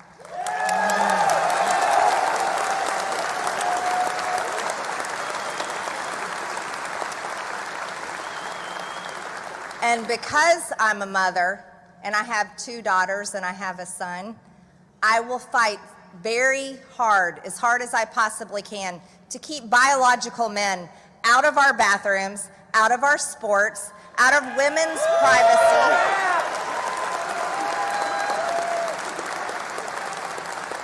And I'm also fighting hard for an America that will stand up for that truth, because it has gotten too far. We cannot be a country that allows truth to be destroyed. We cannot be a country that allows gender to be destroyed. There are only two genders, male and female, and it's important for us to stand for that vital truth. Because if we can't stand up for God's creation, then how are we going to ever stand up for the unborn? The unborn, thank you. Yes, cheer for them. You see, abortion is genocide. And you want to talk about people who are canceled? Those people are canceled. Over 63 million people just here in our country. But they have the right to happiness. They have the right to life. But the Democrat Party doesn't believe so. They call abortion women's health care. And this is appalling. That is not health care, it's murder.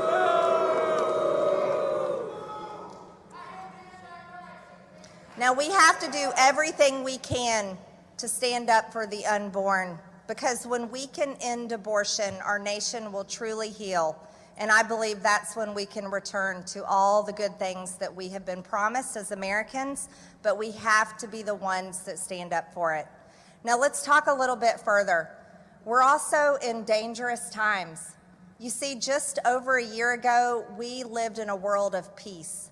We didn't have wars happening. We were living in good times. We didn't have inflation out of control. Gas prices weren't out of control. And our border was not being invaded every single day. We were building a wall and we were securing our border. And that's something we must return to.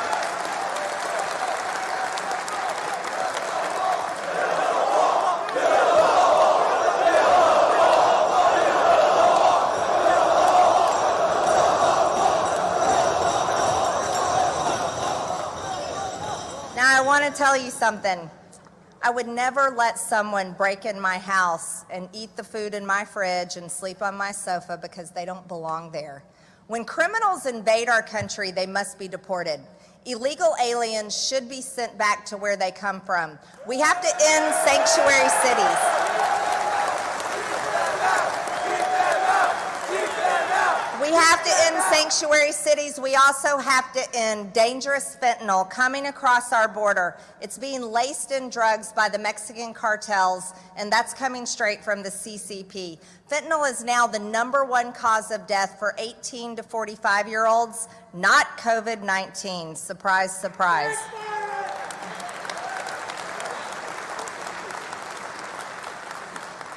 But we face more dangerous things as Americans. You see, the Democrat Party doesn't care about our country, and sadly, there's Republicans that feel the same way.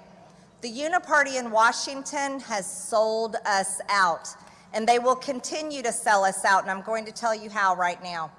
You see, we're no longer energy independent, and we should be. America is a strong country filled with abundant resources. There is no reason why we should be depending on any other country for our energy. But the Democrats want to change the way Americans drive.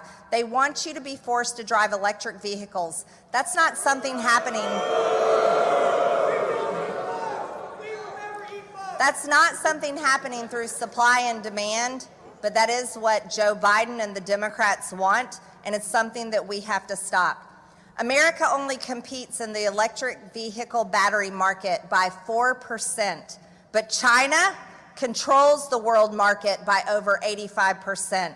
So if you think gas prices are bad right now and they're going to go up, let me tell you what's going to happen. The Democrats and the propaganda media and the Hollywood actors and elites are going to try to convince all of you young people that you need to give up your gas or diesel-powered engines and switch to electric vehicles. But that what they're going to be doing is selling you out and forcing you to rely on China to drive your car. It's going to get worse than that, though. It's going to get worse. In the infrastructure bill that I voted no on, it funds for $7.5 billion, 500,000 electric vehicle charging stations across the country. Now, here's the problem. What happens when we switch to solar and wind, like all the climate believers in the Democrat Party want us to switch to? We will not be able to produce enough electricity to charge our vehicles to drive. If you think there's problems right now, the Democrats are driving us into a future, literally driving us into a future that we cannot sustain. So it's not only that we have serious holes in the moral fabric of our society, we have a very dangerous future ahead for all of America. It's bad enough that they sent our jobs overseas decades ago, but here's where they're going. They're forcing us to be slaves to China for energy, and they don't care anything about our country and our future. So here's what I propose. I'm currently working very hard on a program called the American Revival. This is a plan where we will move our country, our tax dollars, and our people all together as one family to America First policies.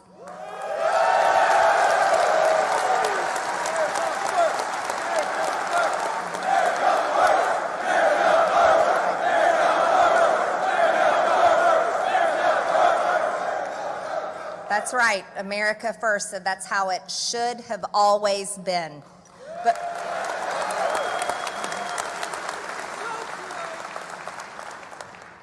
now, while we are in these dangerous times, we have to work hard to take back control of our government. The Democrats are in full control right now, and it's very difficult to accomplish anything.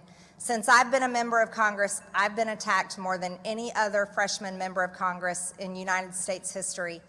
I lost my personal campaign Twitter account and was banned. Do you want to know why? Because I tweeted out the truth about COVID-19. I said that the vaccine should not be FDA approved. I talked about all the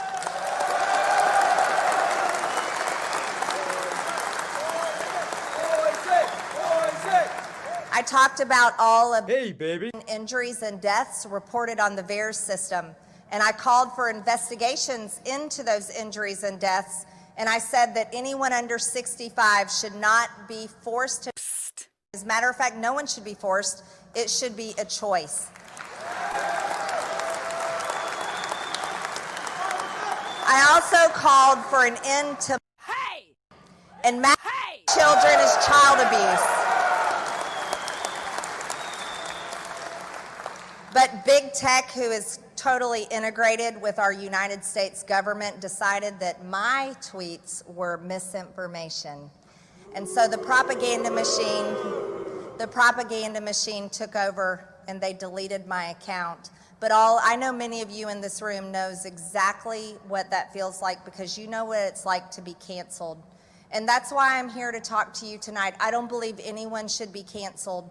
I don't believe in separating people and identities. I don't believe in separating people in classes, but that's what the Democrats believe in, because that's what Marxism is.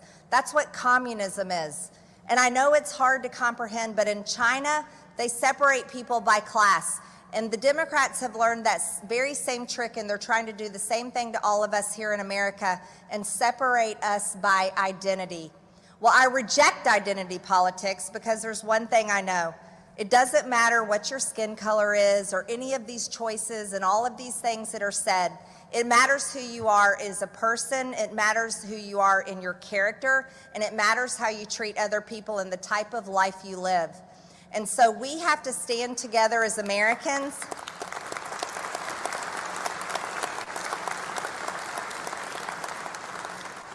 We have to stand together as Americans and make sure that our government and our hard-earned tax dollars, because believe me, it takes a lot of hard work to earn money, that all of that money is serving our country, not serving foreign country, building bridges and roads and schools, but it is working for our country, securing our border, bringing our jobs back home, and making sure that our people are being taken care of.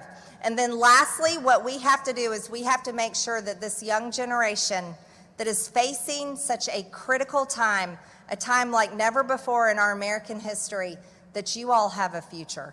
And that's something that really matters to me. But this government has failed you, and it makes me sick, and it makes me angry every single day. As a matter of fact, that's the whole reason why I ran for Congress. Because this is what I see forward in the future.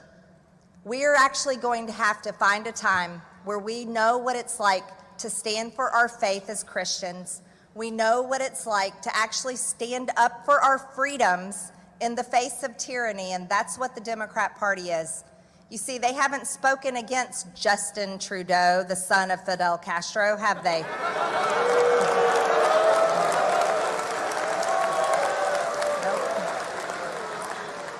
And while Nancy Pelosi has erected and built a gigantic wall around the Capitol where I go to work on Monday, they're terrified of truckers coming to town in Washington, D.C.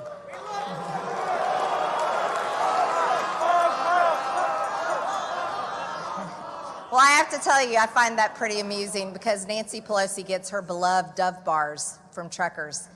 They deliver those to her local grocery store, where I'm sure her staff goes and buys them for her. Every day, that's right. Well, those truckers are hopefully coming to town to Washington, D.C. to show Washington what it really means, because they're hard-working, good people. And the hardworking, good people of this nation are the only people that I care about. I don't care about the elites in Washington. I could care less about the establishment. I don't even care about the political party names. I don't care about the lobbyists, the big donors. I don't care about K Street. I could care less about the media and any of it. What I care about most of all is I care about regular, everyday Americans. I care about my family and friends, and I care about every single one of you having the opportunity to live your American dream. And you want to know why that is? Because we have an incredible, amazing Constitution, and we are guaranteed these rights and these freedoms that must be protected. So I want to thank you.